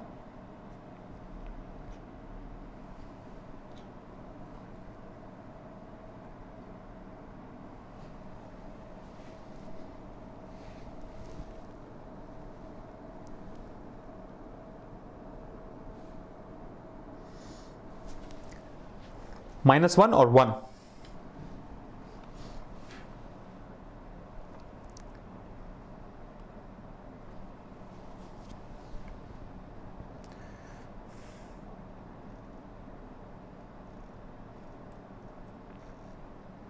Okay, so I think the two most common responses to this question are 1 or minus 1. So we'll figure out what the correct answer is, because both 1 and minus 1 have been given in the options. What we actually need to try and understand is, will substitution be very easy in this case, or do we have to go for a regular method, right? So let's take it up. Look at what the question says. If x plus y plus z equals to 1, xy plus yz plus zx equals to minus 1, and xyz equals to minus 1, then what is x cube plus y cube plus z cube? Right, so three equations have been given to us. X plus y plus z equals to 1, xy plus yz plus zx equals to minus 1, and the product of x, y and z is minus 1. What we need to evaluate here is x cube plus y cube plus z cube equals to what? Well, like we have always discussed, substitution is one way to solve questions from algebra. You can try substitution here as well, but it is going to be difficult because there are three different equations for the same three variables, and trying out values, random values for all these three variables which satisfies all the three equations is not as easy. I would say you are lucky if you have got the values in like first 2 attempts or first 3 attempts. You know, lucky if you have got the values of x, y and z by random substitution. If you have got that, then it's very easy. Then it's a cakewalk, right? Just substitute the same values of x, y, z here and find out x cube plus y cube plus z cube. But assuming substitution is not so easy, I mean, in fact, actually it's not easy if you ask me, right? Assuming all of us don't get the right values of x, y, z which satisfies this these three equations, what do we do? Then we'll have to go for regular solution. So what's the regular solution? Look at this. Look at the first equation. We have been given x plus y plus z equals to 1. Let's square it on both the sides. Square it on both the sides. What do we get? X squared plus y squared plus z squared, right? X squared plus y squared plus z squared. You're able to follow the first equation, very first equation, x plus y plus z equals to 1. So, you know, squaring on both sides. So x plus y plus z whole square equals to 1 square. Now, what is x plus y plus z whole square? These are all standard algebraic identities that you have to remember, right? Basic formulae. There's a list of formulae given in your workbooks as well. Try to learn all those formulae by heart. So x plus y plus z whole square will be x squared plus y squared plus z squared plus 2xy plus 2yz plus 2zx, right? So if I take 2 common, xy plus yz plus zx equals to 1 square remains 1. But if you see, we have also been given the value of xy plus yz plus zx as minus 1 in the question. So substitute that here. So what are we left with? X squared plus y squared plus z squared plus 2 times of minus 1 equals to 1. And further simplification will give us what is x squared plus y squared plus z squared, right? It will be equal to 3. Because this is minus 2, taking it to the other side will give you 3. Let me write that step as well. It's not needed. This step is not needed in my view. You can directly write, you know that x squared plus y squared plus z squared will be equal to 3 in this case. Minus 2, take it to the other side, gives you 1 plus 2, 3. Now, what do we do next? Now, there's one standard formula that all of you have to remember, right? Like I said, there are some questions where you need to, go for learning all those formulae by heart. I mean, you just cannot solve every question from algebra using substitution or just by simplifying the given equations, right? Sometimes knowing all those formulae will be helpful. Now, if you are not really a very good, if you're not a person who can remember the formula well, then avoid solving such questions, right? Then there's no way out. But what if you know the formula? Like we have already used one thing here, right? The expansion of x plus y plus z whole square. X plus y plus z the whole square. What will this be? It will be x squared plus y squared, or a plus b plus z the whole square, right? A plus b plus c the whole square. So x squared plus y plus y squared plus z square plus 2xy plus 2yz plus 2zx. So this is one thing that we have used, and now we are going to use one more formula, right? One more standard formula. Let's look at that. What is that? Simple. Again, like I said, if you don't remember it, you cannot solve it. This is simply based on the formula there. Substitution is one way. We'll look at it later, but let's look at the second step now. So in the first step, we have found x squared plus y squared plus z squared equals to 3. Now what do we do next? You know this x cube plus y cube plus z cube minus 3xyz, right? X cube plus y cube plus z cube minus 3xyz equals to x plus y plus z into x square plus y square plus z square minus xy minus yz minus zx. Now this is a long formula, right? But you have to remember, right? So what does this give you? X cube plus y cube plus z cube minus 3xyz equals to x plus y plus z into x squared plus y squared plus z squared minus xy plus yz plus zx. Sorry, minus of xy plus yz plus zx, or you just take minus xy minus yz minus zx. And all these different expressions have been given in the question, right? Right, this is the standard identity again. Now we have to find out what is x cube plus y cube plus z cube. That's the requirement of the question, right? We already know what is xyz from the question. Xyz equals to minus 1. X plus y plus z is also given in the question. X square plus y square plus z square has been evaluated here, 3. And minus xy minus yz minus zx. So xy plus yz plus zx is given. Take that common and simplify. So do that now. What happens? So from this we get x cube plus y cube plus z cube minus 3 times of xyz. What is xyz? Minus 1. So minus 3 of minus 1 equals to x plus y plus z is given as 1. So this is 1 into x square plus y square plus z square. We have calculated this as 3. 3 minus. Now look at this. If you take minus common, this will give us what? xy plus yz plus zx. Now xy plus yz plus zx has been given as minus 1. Right? Simplify this. So what do we get? X cube plus y cube plus z cube minus 3 into minus 1 is plus 3 equals to now what is this? 3 minus of minus 1, right? That gives you 4. This is 4. And upon further simplification, the last step will give you x cube plus y cube plus z cube equals to 4 minus 3, 1. All right. So option 4, 1 is going to be the answer. All right. So this is one way to do it, but I would not suggest it. Or if I have to take the exam, let me tell you, I would skip this question, in the first few seconds, right? Because it's hard for me to remember all these formulae. I mean, that's not easy for me. I mean, this is simple. X plus y plus z whole square is something that we all know, but I just cannot remember this, right? So you either skip it or try substitution. Substitution is not going to be that easy in such a case, because like I said, 3 different equations have been given to us, right? X plus y plus z equals to 1, xy plus yz plus zx equals to minus 1, and x into y into z equals to minus 1. So by random substitution, if you're lucky enough to find out what values of x, y and z will satisfy all these 3 equations, then you're through. Substitute the same values here and get the answer. So let me also give a stab at that, right? And let's try substituting some random values in place of x, y and z, right? I'll try and use a different color just to differentiate the 2 methods here, right? So what do you think will work? X plus y plus z equals to 1. Can we take 3 equal values for x, y, z? No. Can you take x equals to 1 and y and z as 0? Well, that satisfies the first equation, right? If you take x equals to 1, let's say, and y and z both as 0, so 1 plus 0 equals to 1. But then it doesn't satisfy the third equation, right? X, y, z, x into y into z. So 1 into 0 is 0. So very quickly you have to kind of try out all those trivial values of x, y and z which will either satisfy this, or you will know that this set is not going to help. So all 3 is equal to 1 doesn't help. 1, 0, 0 doesn't help. What can we do? And the fact that you look at this third equation given to us, x into y into z equals to minus 1. So it should help you understand that one of these 3 values have to be negative, right? One of these 3 values have to be negative, because product of 3 terms is negative only when, see, if all 3 are positive, you cannot get a negative value here, right? If all x, y and z are positive, you cannot get a negative result. So very clearly x, y and z, all 3 cannot be positive. If 2 of these are negative, if only 2 of these are negative, even in that case, you will not get a negative answer, right? Like for example, minus into minus is plus, and plus into plus should give you plus, but what we have here is minus. So 2 of them cannot be negative. Either one of these 3 have to be negative, or all 3 have to be negative, right? If either x or y or z is negative, then this results in a negative value. Or if all 3 are negative, so minus x into minus y into minus z will give you minus of x, y, z.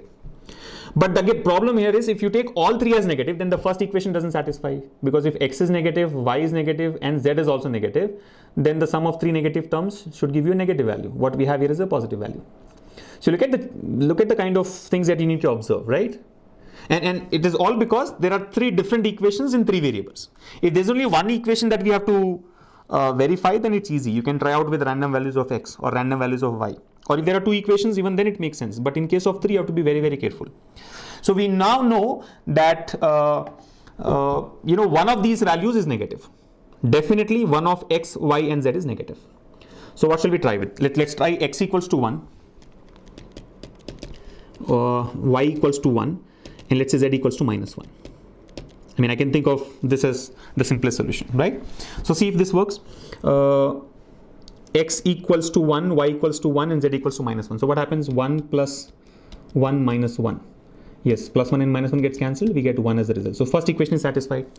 The third equation also is satisfied, right? 1 into minus 1 gives you minus 1, right? How about the second one? Try this. Now x into y, 1 into 1 is 1.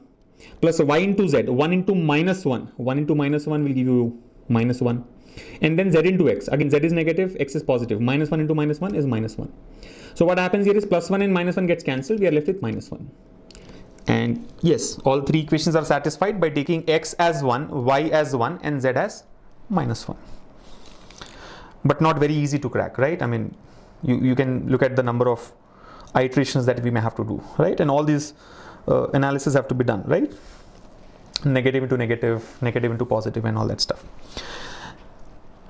You may still ask me a question, right? How did you know that 1, 1 and minus 1 will satisfy? Well, I actually didn't know it. I mean, when I tried it for the first time, being very honest, I couldn't crack it using substitution. That's why I said skipping is the best way to solve it. And you may also ask me that how do we know that x is positive, y is positive, and z is negative? Why can't x be negative? Well, that's your choice. You can take x as negative and y and z as positive. There are multiple solutions basically, right? If x is negative, then y and z have to be positive. If y is negative, then x and z have to be positive.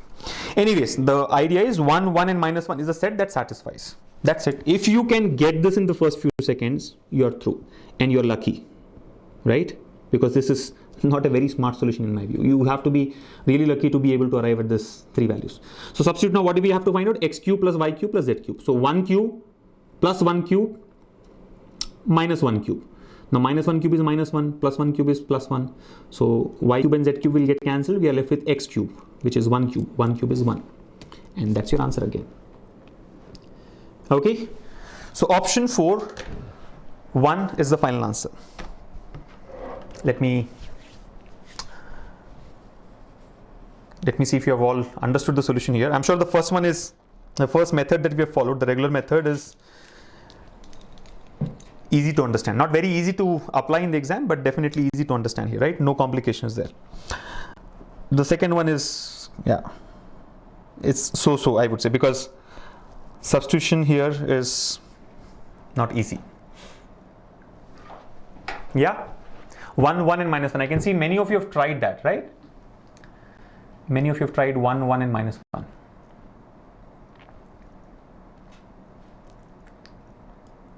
Amit Kumar says this is today's first identity based question and I got it wrong. Yeah, like I said, we have avoided using any of the identities, right? Don't depend on formula. Like formula doesn't really help. Yeah. Not sure if all of you agree with me on this, because you guys love shortcut formula, right? I would say don't try that. Shortcuts are always misleading, right? There's always this star mark that comes with shortcut formula, right? And I had mentioned this in the last session as well, right? Star here, star mark here doesn't mean that it is important. Shortcuts, while you will believe that is important, the meaning of star mark for me is conditions apply, right? And unless you satisfy those conditions, you are in trouble. Good. So I think all of you have understood what I'm trying to say here. Can we move to the next question now? Matthew says the second step is easy and smart. Well, yes, it's really easy and smart, but the question is, will you get this smart idea in the exam? So 1 is the answer. I think we're done with this. Let me move to the next question now. Right? Yeah. Varsha is getting impatient. She says, go to the next question. So the next question on your screens now, and how does it look like? X squared by by plus cz equals to y squared by cz plus ax equals to z squared by ax plus by equals to 1. Then the value of a by a plus x plus b by b plus y plus c by c plus z. So 30 seconds, 45 seconds, 60 seconds, 60 seconds, let's say. Options are -1, 2, 1 and -2. So you've got 60 seconds for this. Your time starts now. Let's see how many of you get it right. Doesn't look very easy. X squared by by plus cz equals to y squared by cz plus a. And there's only one equation. While there are multiple terms given there, there's only one equation. And all these three are equated to 1. So going by substitution also is not going to be that easy, right?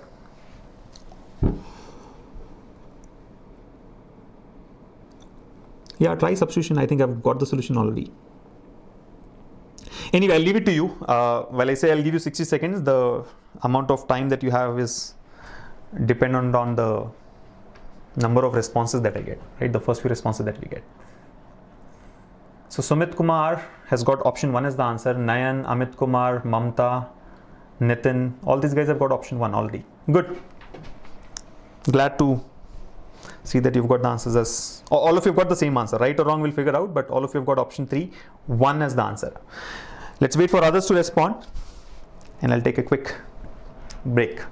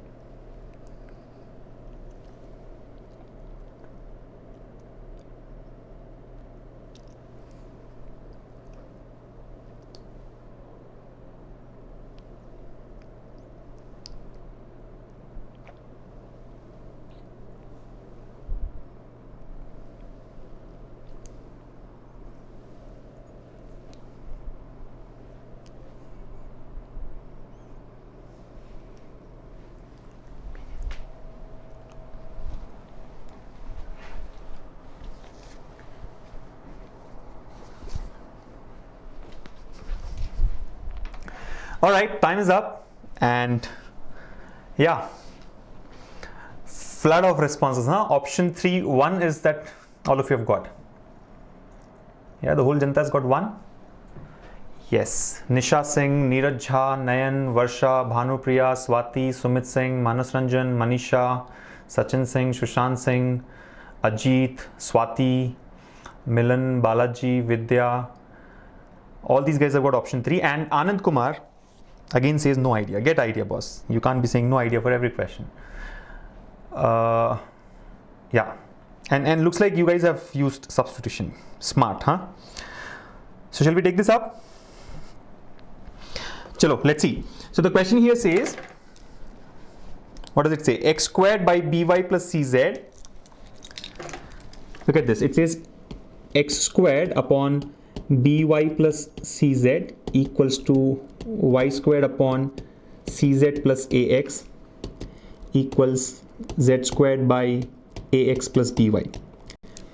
Until now it was okay. I think the challenge comes here when it says it is equal to 1. Now balancing all this to 1, equating all this to 1 makes it a little complicated. So anyway, x squared equals to by plus cz, sorry, x squared by by plus cz equals to y squared by cz plus ax equals to z squared by ax plus by equals 1, and we are required to find the value of a by a plus x plus b by b plus y plus c by c plus z, right? Plus c by c plus z. C by c plus z equals to what? Options are -1, 2, 1 and -2. Now if you have solved enough questions on algebra, you would know that the one thing that you should look for is symmetry. Now when I look at these equations given on the left hand side, there is some symmetry there, right? I mean, you look at all the numerators. All these are squares, right? X squared, y squared, z squared. Look at the denominators. We've got by plus cz, cz plus ax, ax plus by, right? And all these three are equal to 1. Now, whenever there is a symmetry, it's easy to substitute. I mean, even if I have to go for random substitution, it will be easier for us to simplify, right? And what I would suggest is don't look at the this is not one equation. There are multiple equations here basically. Like, you can compare the first two terms, you can compare the second and third terms, you can compare the first and third ones, you can compare the first one with fourth one, and so on, right? So you actually get a lot of equations, multiple equations, and there are how many variables? 6 variables, right? X, Y, Z, A, B, C. These are the 6 variables. So if you have to follow the regular process, 6 equations, 6 variables, solve for it, and then substitute the values here. Or maybe try and simplify it in some form here to get A by A plus X, B by B plus Y, and so on. But then no, we are lazy fellows, right? Let's go for substitution. See, I think the only thing that you need to observe is compare these two terms. What do you observe? X squared by by plus cz equals to 1. The best part here is we have been given a lengthy equation, but no other conditions here, right? No strings attached. X, Y, Z, A, B, C can take any values, right? Until those values are satisfying these equations, we don't really care about it. So what do we get? X squared equals to by plus cz. I think spend a few seconds, stare at this equation, and you'll know what values of x, y, z, a, b, c will satisfy this. Think of some values. See, if you can get the values of x, y, and z and b and c that satisfy this equation, similar values will satisfy the other equations as well. Why is it so? Because these are symmetric. That's what I told you, right? If it is symmetric in nature, then it's very easy to simplify. Yeah. For a moment, let's assume x, y, and z all 3 are equal and a, b, c are equal. Now don't ask me how do you know these are equal. I don't know. It's not given in the question. But at the same time, he is also not given that these cannot be equal, right? So substitute values of x, y, and z. Let's take x, y, z all equals to 2. X equals to 2, y equals to 2, and z equals to 2. So we have 2 squared 4 on the left hand side, then 2b plus 2c on the right hand side. Yeah. In fact, you don't even have to assume the values of a, b, and c, right? Assume only the values of x, y, and z. Let's assume x, y, z all 3 equals to 2. So if I substitute x, y, z equals to 2 in the equation above, what do we get? 4 equals to 2b plus 2c. And upon taking 2 common, we are left with b plus c equals to 2. And if we assume that a, b, c are also equal, then b plus c equals to 2 implies what? B equals to c equals to 1. You're getting it? B equals to c equals to 1. And if b and c are equal to 1, then a should also be equal to 1 because all 3 of them are anyway equal. So we are done. X, y, z equals to 2, a, b, c equals to 1. I'm sure not all of you will be very happy with the solution here. I mean, you may not be able to digest the fact that you have to, randomly substitute values in such a complex equation, but then otherwise there's a lot of matapachi, right? Who will do all that, right? Simplifying this is not going to be very effective, right? I mean, time consuming definitely. Now substitute. So we know a, b, c are 1 and we know x, y, z are 2. So 1 by 1 plus 2. Again, this expression is also symmetric, right? So if this is 1 by 1 plus 2, the others also will be 1 by 1 plus 2. So 1 by 3 plus 1 by 3 plus 1 by 3. 1 by 3 plus 1 by 3 plus 1 by 3 equals to 1. All this is jugaad, by the way, right? This is jugaad and this is what works. Don't waste your time learning all the formulae and doing all those hundreds and thousands of questions in your practice so that you can solve these questions very easily in the exam. No. Substitute and be happy. Trust all of you have followed this. Can we go to the next one? Well, it's 8 already. Time is up, but I have a few more questions to be discussed. So can we move to the next one now?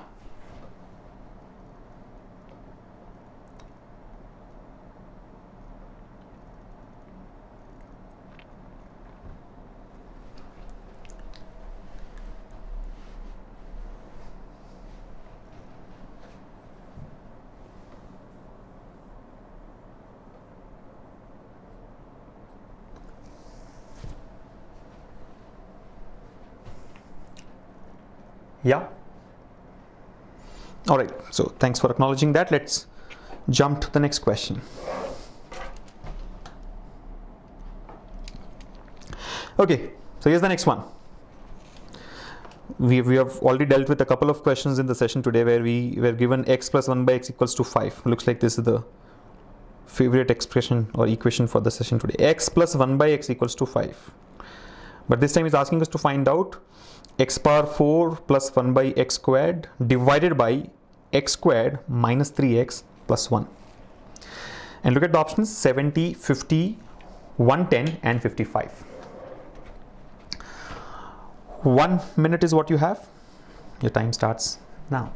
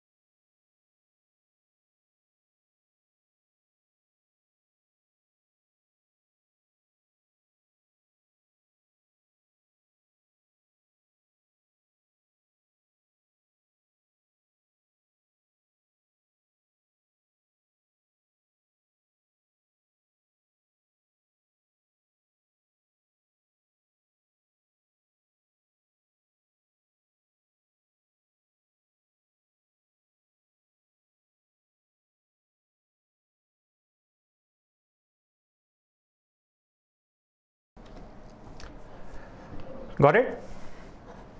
Okay, so answers have started coming in, and I think there are two most common responses that I see already, right? 55 and 70. Amit Kumar has got 55. Shiva Prasad and Swati have got 70, which is option 1. Neeraj Jha, Swati, yeah, they've got 70. Nayan has got 70. Sumit Singh has got 55. Abhishek Bhaskar has got 55. Bhanupriya has got 55. And yeah. So what is it? Is it 55 or 70? I think most of you have got 55 as the answer, option 4, but there are a few who've got 70 as well. So shall we take this up now? Yeah. So look at the question. It says, I'll change the color of the pen. I'm not liking this. Yeah. So here's the question. If x plus 1 by x equals to 5, then the value of x power 4 plus 1 by x square divided by x squared minus 3x plus 1 is dash. Options are 70, 50, 110 or 55. So look at this. X plus 1 by x equals to 5. He's asked us to find out what is x power 4 plus 1 by x squared divided by x squared minus 3x plus 1. X squared minus 3x plus 1. This is equal to what? So simplify this. X plus 1 by x equals to 5 implies what? X squared plus 1 equals to 5x. Right? X squared plus 1 equals to 5x. Yeah, x squared plus 1 equals to 5x. And if I look at the expression that we need to simplify, I have these terms x squared and 1 in the denominator. So I can replace x squared plus 1 with 5x here, right? So some simplification. We have not arrived at the answer yet, but there's some simplification, right? X squared plus 1 equals to 5x. So I can say this becomes, and in the numerator, I would like to take x common. Let's take x common in the numerator. What happens if we take x common? We'll have x cube plus 1 by x cube. Right? If we take x common, we'll have x cube plus 1 by x cube. So x into x cube is x power 4. X into 1 by x cube is 1 by x squared. Divided by, what are we doing in the denominator? We are replacing x squared plus 1 with 5x. Right? We have understood that x squared plus 1 is 5x. So replace that with 5x. 5x and minus 3x as it is. So 5x minus 3x is 2x, and x by 2x will lead to cancellation of x there. So I think we are like close to getting the answer, right? We have x into x cube plus 1 by x cube divided by 5x minus 3x is 2x. So x and x gets cancelled. Now all we need to do is find out what is x cube plus 1 by x cube. Get that value, and once you get that value, divide by 2 to get the final answer. And that also can be evaluated from this expression here. And we know this very well, that x cube plus 1 by x cube can be obtained from the first equation here, right? Cube on both the sides, just cube on both the sides. So what happens, we'll get x cube plus 1 by x cube plus, if you take 3 common, we'll get x plus 1 by x. I'm not discussing that in detail because we have already solved that multiple times. I mean, we have worked on these equations multiple times. Cubing on both the sides, x cube plus 1 by x cube plus 3 times of x plus 1 by x. You actually get 3x plus 3 by x. We are taking 3 common. Now why are we taking 3 common? Because x plus 1 by x equals to 5 is known to us. Substitute this back here. So we get x cube plus 1 by x cube plus 3 into 5 equals to 125. So from this, what do we get? X cube plus 1 by x cube equals to, I think 125 minus 15, 110. Right? 125 minus 15, 110. Done. Substitute this here in this place now. So 110 upon 2, which is equal to 55. And I think that's the solution. There's no other way out. You have to follow this process, otherwise you'll not get the answer. So option 4, 55 is the final answer. Option 4, 55 will be the final answer. It's not 110, it's 55. Remember, it's 110 divided by 2. 110 by 2. 110 by 2 is 55. Okay? Quickly, the next one. Try this now. See what it says. If 3 minus 5x by x plus 3 minus 5y by y plus 3 minus 5z by z equals to 0, then what is the value of 1 by x plus 1 by y plus 1 by z? I think this should be easy, right? Look at this. 3 minus 5x by x plus 3 minus 5y by y plus 3 minus 5z by z equals to 0. Just try to split the terms here, right? 3 minus 5x by x is like, 3 by x minus 5, right? Because 5x by x is 5. Plus, from the second term, we'll get 3 by y minus 5. And from the third term, we'll get 3 by z minus 5 equals to 0. So if we take 3 common from all these terms, 3 by x, 3 by y, and 3 by z, what do we get? 3 times of 1 by x plus 1 by y plus 1 by z. Minus 5 minus 5 minus 5 is minus 15. Take it to the other side, it gives you plus 15. So 3 goes 5 times. And that's what we need, right? 1 by x plus 1 by y plus 1 by z equals to what? It is equal to 5. Look at this, value of 1 by x plus 1 by y plus 1 by z. It is 5, option 2. So simple one, right? Chalo, try this one now. Next question. Okay, this is interesting. It involves some, indices here, right? If a power x equals to x plus y plus z whole power y, a power y equals to x plus y plus z whole power z, and a power z equals to x plus y plus z whole power x, then what's the value of x plus y plus z? What's the value of x plus y plus z? Try this out. Quick.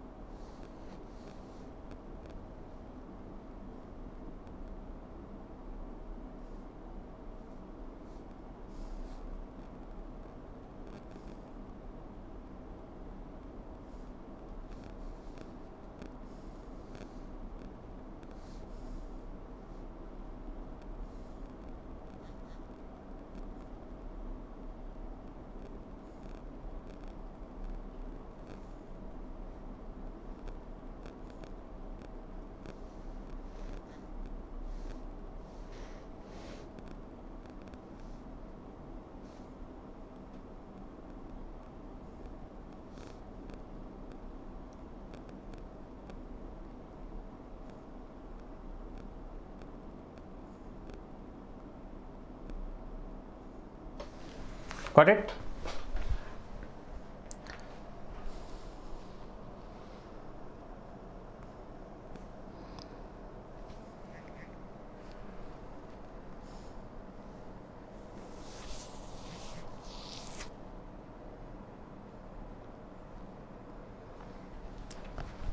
All right, A is what most of you have marked, right? Option 4A.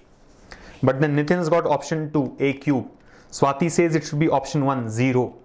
So multiple answers coming in, right? Option 1, option 2, option 4, right? 0, A cube, A. let's discuss this. I think I've given you enough time, or you don't have more than this in the exam, right? Shall we solve this now? All right, let's see. So the question here says, if a power x equals to x plus y plus z whole power y, a power y equals to x plus y plus z whole power z, and a power z equals to x plus y plus z whole power x, then the value of x plus y plus z is, given that a is not equal to 0. So there is a condition given to us that a cannot be 0. So what are the equations? A power x equals to x plus y plus z whole power y, right? Then we have a power y equals to x plus y plus z whole power z, and a power z equals to x plus y plus z whole power x. These three equations have been given to us, right? He's asking us to find out what is the value of x plus y plus z. Now what do we do? I think if you have to simplify it using the equations given, let's multiply all the three equations, right? Let's multiply all the three equations, 1, 2 and 3. This is, let's say, equation 1, this is equation 2, and this is equation 3, right? So 1 into 2 into 3. What do we get? A power x into a power y into a power z equals to, look at what we have on the right hand side, x plus y plus z whole power y, x plus y plus z whole power y into, again, x plus y plus z whole power z into x plus y plus z whole power x, right? Now we know the basic laws of surds and indices, right? I mean, laws of indices. If the bases are equal and in multiplication form, the powers can be added. So on the left hand side you see that all the bases are a and they're in multiplication form. On the right hand side also all the bases are same, equal, x plus y plus z, and in multiplication form. So their powers can be added. So what do we get? A power x plus y plus z equals to, on the right hand side we have x plus y plus z as the common base, and the powers can be added, y plus z plus x, which is like x plus y plus z. Now compare the two sides here, left hand side and right hand side. The powers get cancelled on both the sides, x plus y plus z. So what do we get finally? X plus y plus z equals to a. And that's what is required in the question, right? Find the value of x plus y plus z. It should be equal to a, which is option 4, right? Now is this the only way to solve it? Not really. This is, let's say, method number 1, the regular method, right? This is method 1. What is the method 2? Smart method. What is a smart method? Substitute. What do you substitute? Substitute the random values for x, y and z? No, that will be difficult. I mean, you can try that as well. You can maybe substitute 1, 1 and 1 in place of x, y and z, and try that, right? So substitute what happens if you take x equals to y equals to z equals to 1? We get a power 1 equals to 1 plus 1 plus 1, 3 power 1, right? In the second equation also a power 1 equals to 3 power 1. In the third equation also a power 1 equals to 3 power 1. So a equals to 3 basically. The conclusion is a is equal to 3. What is he asking us to find out? Value of x plus y plus z. See, we have assumed x, y, z equals to 1. So x plus y plus z should be equal to 3. So that means the answer should be 3. Numerically, x plus y plus z is equal to 3. Which option is given as 3? Option 1 is 0. So not the answer. Option 2 says a power 3. See, we have got a equals to 3. So this will become 3 power 3. But 3 power 3 is 27. We know that x plus y plus z is equal to 3. So this is eliminated. Option 3, 1 is eliminated. Option 4 is a. We know that a is equal to 3. So x plus y plus z equals to 3. Satisfied or not? Yes. So option 4 is the answer. So that's the other way of doing it. There's one more method. I mean, if you don't want to substitute random values, let me give you the third method. Method 3. Go by options. Substitute options one after the other. See, what is he asking us to find out? What is the value of x plus y plus z? According to option 1, x plus y plus z equals to 0. Let me show this to you, right? You've got to understand this very clearly. There are multiple ways of solving the question. Whichever you think is the easiest for you, just follow that. He's asking us to find out x plus y plus z. According to option 1, x plus y plus z is equals to 0. Now, 0 is something that we cannot really work on here, because if we take x plus y plus z equals to 0, a power x becomes 0 power y. Now 0 power y is 0, a power x is 0. That means a is equal to 0, but a cannot be 0. We have been given that a cannot be 0. So option 1 doesn't satisfy, right? According to option 2, x plus y plus z equals to a power 3. So substitute a power 3 here. What happens? We'll get a power x. I mean, if I substitute a power 3, in the values of x plus y plus z everywhere, what do we get? A power x equals to a power 3 whole power y. So which means x equals to 3y. Similarly, y equals to 3z, z equals to 3x. You are getting it? You are able to follow. Second equation will give a power y equals to a power 3 whole power z. Third equation will give a power z equals to a power 3 whole power x. So the conclusion will be that x equals to 3y, y equals to 3z, z equals to 3x.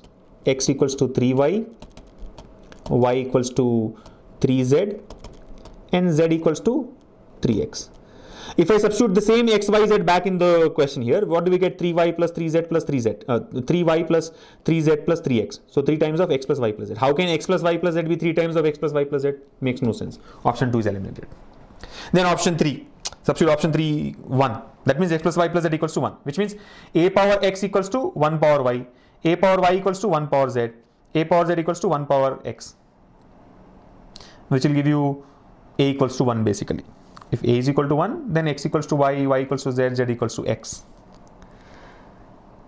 Right? But will that help? No. That also will not really help. Or you will not be able to arrive at a conclusion. But then the moment you substitute option 4a, you will get through. See, option 4 says x plus y plus z equals to a. Substitute here. So what do we get? A power x equals to a power y. A power y equals to a power z. And a power z equals to a power x. Which means x equals to y, y equals to z, z equals to x. But even that, how will you conclude? So basically x, y, z all three are equal. So x plus y plus z will be equal to? No. It's not very decisive by using options, right? You will be like in a similar situation between option 3 and option 4. But then the method 2 is very clear, right? Method 2 is easier, a lot easier. Method 3 will also help. At least it has helped us eliminate 1 and 2. Try and just, do it elaboratively for between 3 and 4, and I'm sure you will get to know. Or you will be stuck. Basically, I think you'll be stuck between 3 and 4. Right? You'll probably be stuck between 3 and 4. Or no, it should eliminate. Somehow it should get eliminated. So do that. I think there are multiple ways, like I said. Try the one which is most convenient to you. Next question on your screens here. Okay, interesting one. X equals to 2 plus root 3, then the value of x power 6 plus x power 4 plus x square plus x divided by x cube. Chalo, you have 1 minute for this. Let's see how many of you get the answer.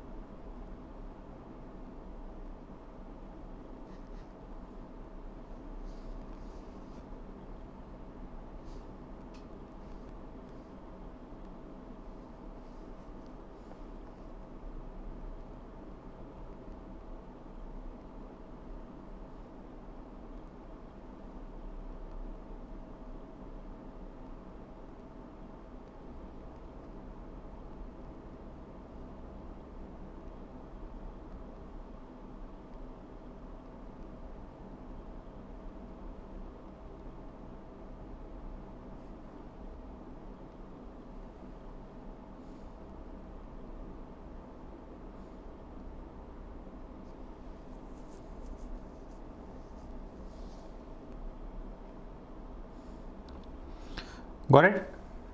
56, huh?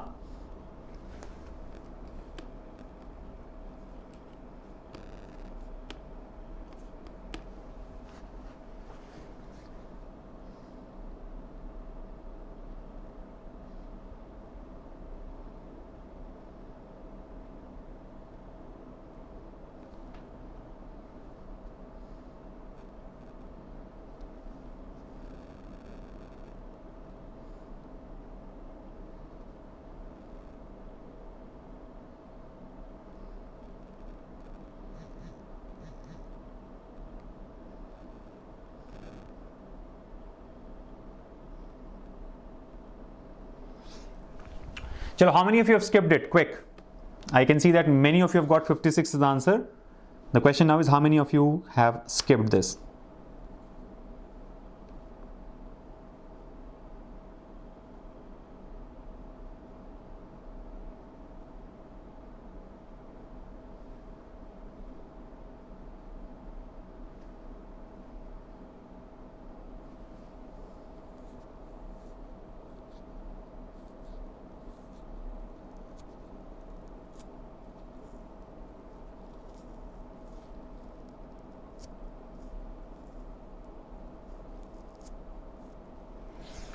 Skipped? Yeah. I mean, see, if you have solved such questions in the past, it would be easy for you to do this. You know, you will have some orientation towards how to proceed. Otherwise, you know, for a first timer, this is not as easy, right? So let's take this up now. I'm sure many of you have skipped. I can look at the chat here, but let's discuss the solution now. So the question here is, if x equals to 2 plus root 3, then the value of x power 6 plus x power 4 plus x squared plus 1 divided by x cube is, right? He has given that x equals to 2 plus root 3, and we need to evaluate x power 6 plus x power 4 plus x squared plus 1 divided by x cube. Again, you may have multiple ways of doing it. Let me just try one of the methods here. Now, if x equals to 2 plus root 3, then from this can we say 1 by x equals to 1 by 2 plus root 3? Yes. 1 by x equals to 1 by 2 plus root 3. Let's try and rationalize this, right? You know how to do that, right? The rationalizing factor will be 2 minus root 3 for this one. So 2 minus root 3, multiplying and dividing by 2 minus root 3. It doesn't really change, right? I've added multiplied by something, divided by something. So it doesn't affect the equation. So what will 1 by x come out to be? 1 by x will be equal to, see in the numerator we have 2 minus root 3. What will be the denominator?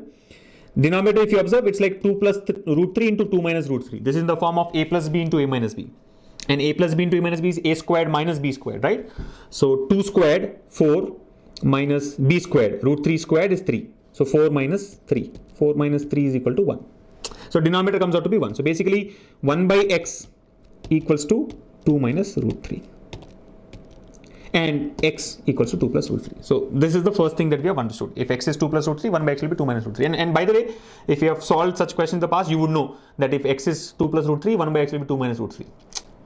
I mean, you don't have to actually do these two steps to come to that conclusion, right? X is 2 plus root 3, 1 by x will be 2 minus root 3. Now what do you do? I think let's do x plus 1 by x. What is x plus 1 by x? X plus 1 by x will be 2 plus root 3 plus 2 minus root 3. So plus root 3 and minus root 3 gets cancelled. We are left with 4. So basically x plus 1 by x equals to 4. I'm not sure why I'm writing this step again, right? I mean, it's clear that x plus 1 by x equals to 4, right? X plus 1 by x equals to 4. Now that is it. I think we have got the value of x, we have got the value of 1 by x, and we have got x plus 1 by x equals to 4. Now let's play with this expression given to us, right? X power 6 plus x power 4 plus x squared plus 1 divided by x cube. Yeah. So now we'll have to kind of simplify that expression in a way that you can use x plus 1 by x multiple in multiple places, and you know it comes in some simplified form. Okay. So let's see what can be done. So x power 6 plus x power 4 plus x squared plus 1 divided by x cube. What happens if we directly divide by x cube? So x power 6 by x cube is x cube. This is x power 4 by x cube is x square. Yeah, I think we'll be done with that, right? So let's do one thing. We will just divide each term by x cube, see what happens. So this will be equal to x power 6 by x cube, which is x cube, x power 4 by x cube, which is x squared by x cube, which is 1 by x, and 1 by x cube anyway, which is 1 by x cube. Now you already know what is x plus 1 by x. X plus 1 by x equals to 4. So this term is known to us. I mean, x plus 1 by x equals to 4. What we need to evaluate is x cube plus 1 by x cube. Do this also. Cube on both the sides. So if you cube, I mean, we have done this also in multiple times in the past, right? Cube on both the sides, we'll get x cube plus 1 by x cube plus 3 times of x plus 1 by x. So 3 into 4, which is equal to 4 cube 64. I mean, we have discussed this in detail in our videos also for algebra, how to simplify this. So x cube plus 1 by x cube will be 64 minus 3 into 4, 12, 52, right? So x cube plus 1 by x cube equals to 64 minus 12, 52. That's it. So we want x cube plus 1 by x cube, which is equal to 52, and x plus 1 by x, which is equal to 4. So 52 plus 4, 56 is your answer. Right, 56, option 2. So I'm glad that all of you got the right answer. It all depends on, you know, the first couple of steps, that if x is 2 plus root 3, then 1 by x is 2 minus root 3. You get that. From there you simplify, you know, for x plus 1 by x, which is 4, and then once you know x plus 1 by x, you can find out x cube plus 1 by x cube as well. Okay, so 56 is the answer, option 2. 52 plus 4, 56, right. Good. Shall we go for the next one quickly? I think we are already at 8:30. Algebra is a never-ending process. I mean, there's no limitation here. Like when you look at something on averages, there are 10, 15, 20 different types of questions. You discuss all those 10, 15 question types or models, then you can solve all the remaining questions. But in algebra, every question is different, right? It's all about how you play with those expressions and, you know, maybe substitute some values randomly and verify for getting the answer there, right? So we can go on and on, but maybe like one more question before we close it today, right? I don't think you should be skipping this question. I can just see Abhijit's comment here. He says skip. He had skipped this question, but after wasting some time. This is not something that you should skip. I think these are standard question types from algebra, right? I mean, we have dealt with these questions many times earlier, right? And you should know how to solve such questions as well. Okay. So I would not suggest that you should skip this one. Anyway, let me quickly present the next question to you all. Here we go. And probably the last question of the session today. Let's see how many of you get the answer. Okay, so if square root of x minus a by x minus b plus a by x equal to square root of x minus b by x by a plus b by x, where b is not equal to a, then what is the value of x? Try this.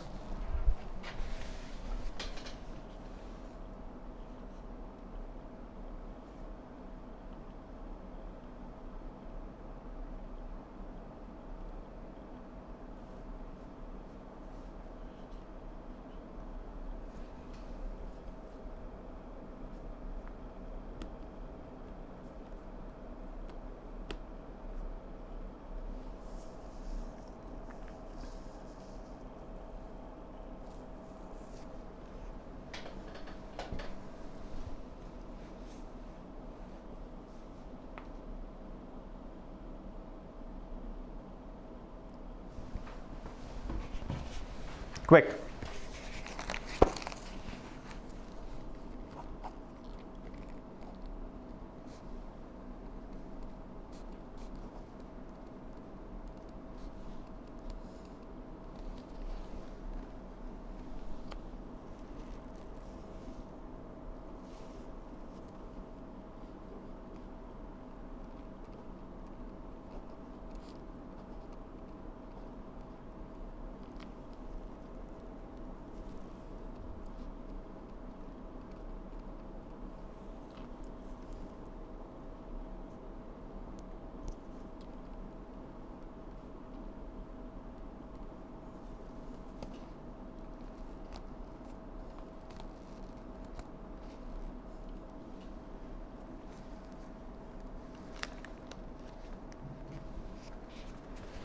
Option 2, I think many of you have got option 2 as an answer. Tell me, how did you get the answer?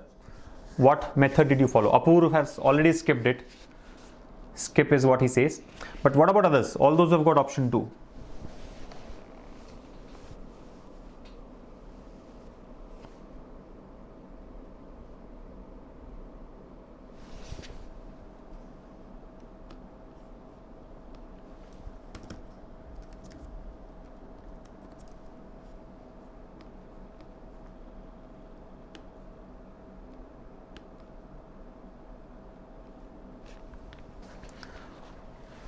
Yeah, many of you have got option 2.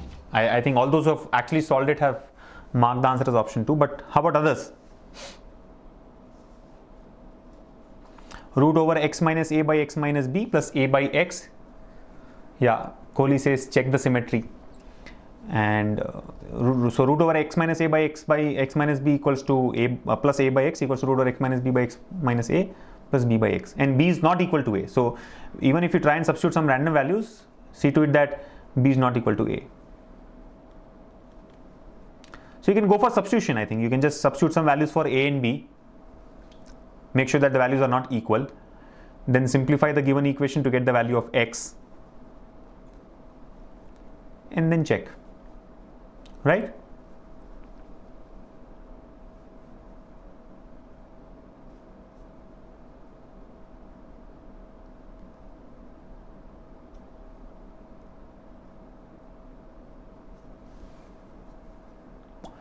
So what do you guys do? All those who've got option 2 as the answer. Substitution or regular simplification?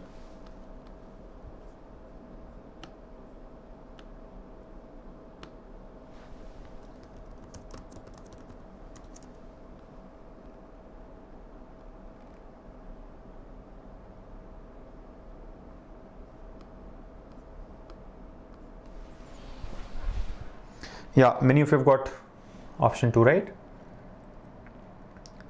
Not many actually. Neeraj Jha has got option 2, Amit Kumar, Milan, Monica, Pritam Das, Kohli.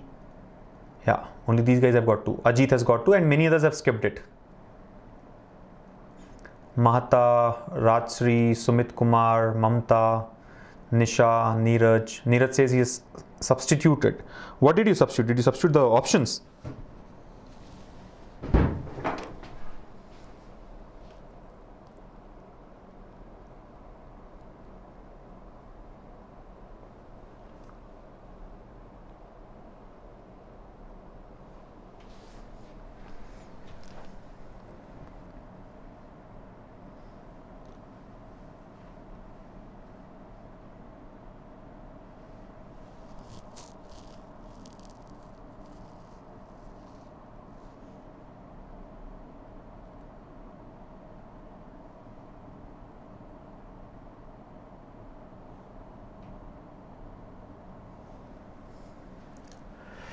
All right, so I think enough discussion has been done.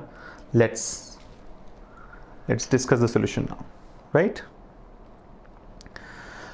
Okay, but clearly most of us would have skipped it in the exam. I mean, that's what it looks like, right? Many of you have marked option 2, but others, they have skipped. So here's the question. If root over x minus a by x minus b plus a by x equals root over x minus b by x minus a plus b by x, and b is not equal to a, then what is the value of x, right? We have to evaluate the value of x. So it says if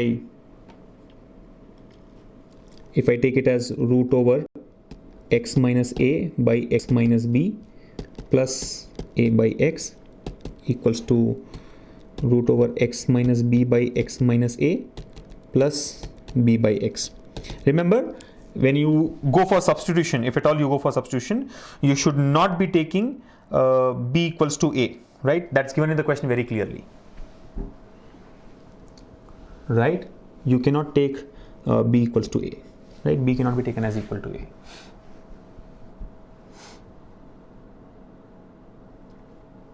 Remember?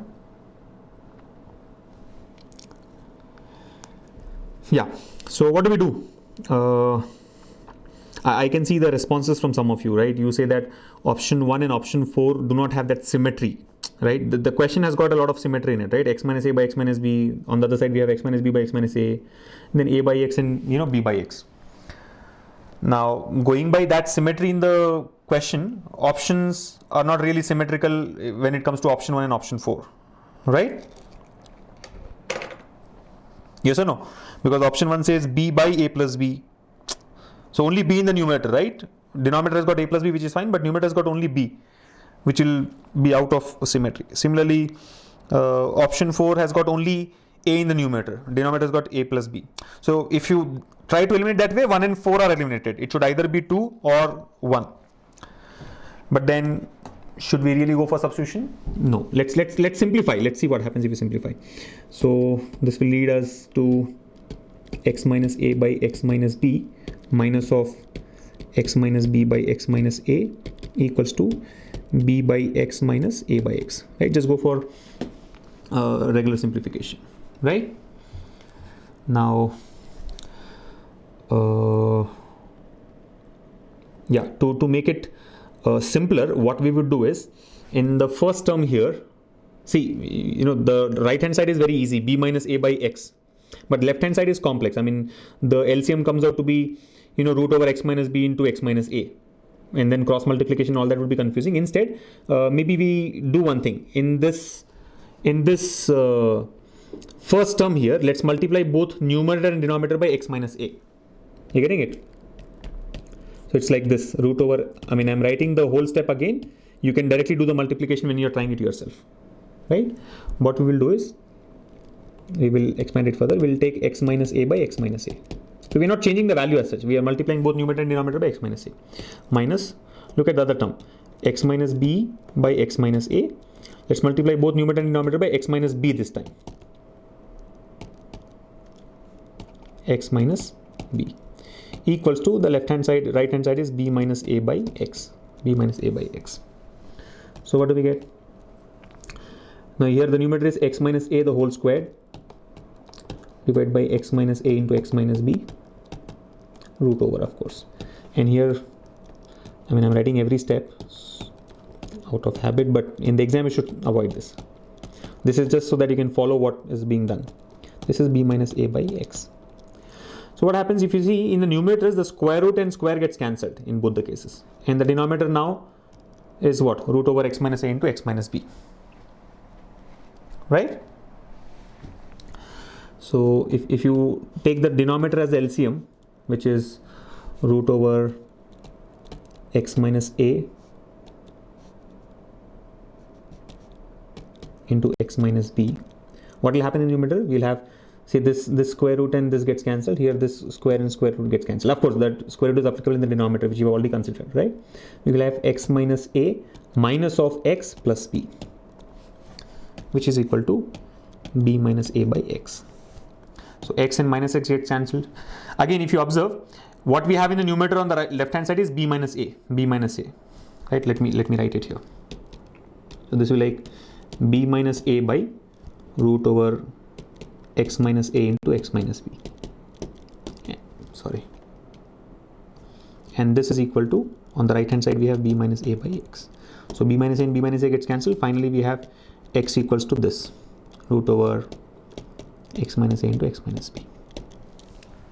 Now square on both the sides and you simplify, right? So x squared equals to, squaring on both the sides, so x squared equals to x minus a into x minus b. That will give you what? X into x squared minus of x times of a plus b plus ab. So x squared and x squared gets cancelled. Finally we will have x into a plus b equals to ab. So x into a plus b equals to ab, which means x will be ab by a plus b. And also remember that this is a standard question type. It cannot be changed. If it comes in the same format, right? Maybe instead of x they may use y, instead of a and b they may use some other variable there, but answer will be ab by a plus b. And again, like I said, if you try and go by symmetry, you would know that 1 and 4 are eliminated, because those are not symmetrical options. We'll lose the symmetry in the question if you substitute 1 and 4. So it should be between 2 and 3. So even if you have to make a blind guess, you should either choose 2 or 3, right? You can also try with substitution of random values in place of a and b, like a equals to 1 and b equals to 2, and then do all that stuff, because we would have taken a equals to 1 and b equals to 1. That would have been the easiest thing to do, but he has very clearly specified that b cannot be equal to a. So if you choose some numerals in place of a and b, then this would look a lot simpler, right? Whatever you have done here looks a lot simpler, because these are all variables. Now it looks complex. With numbers it looks simple, right? Anyway, the answer is option 2, ab by a plus b. And with that, we come to the end of this session. I have a few more questions, but I think I will take it up in our upcoming either special live sessions for SSC CGL exam or the refresher sessions that we have. Okay.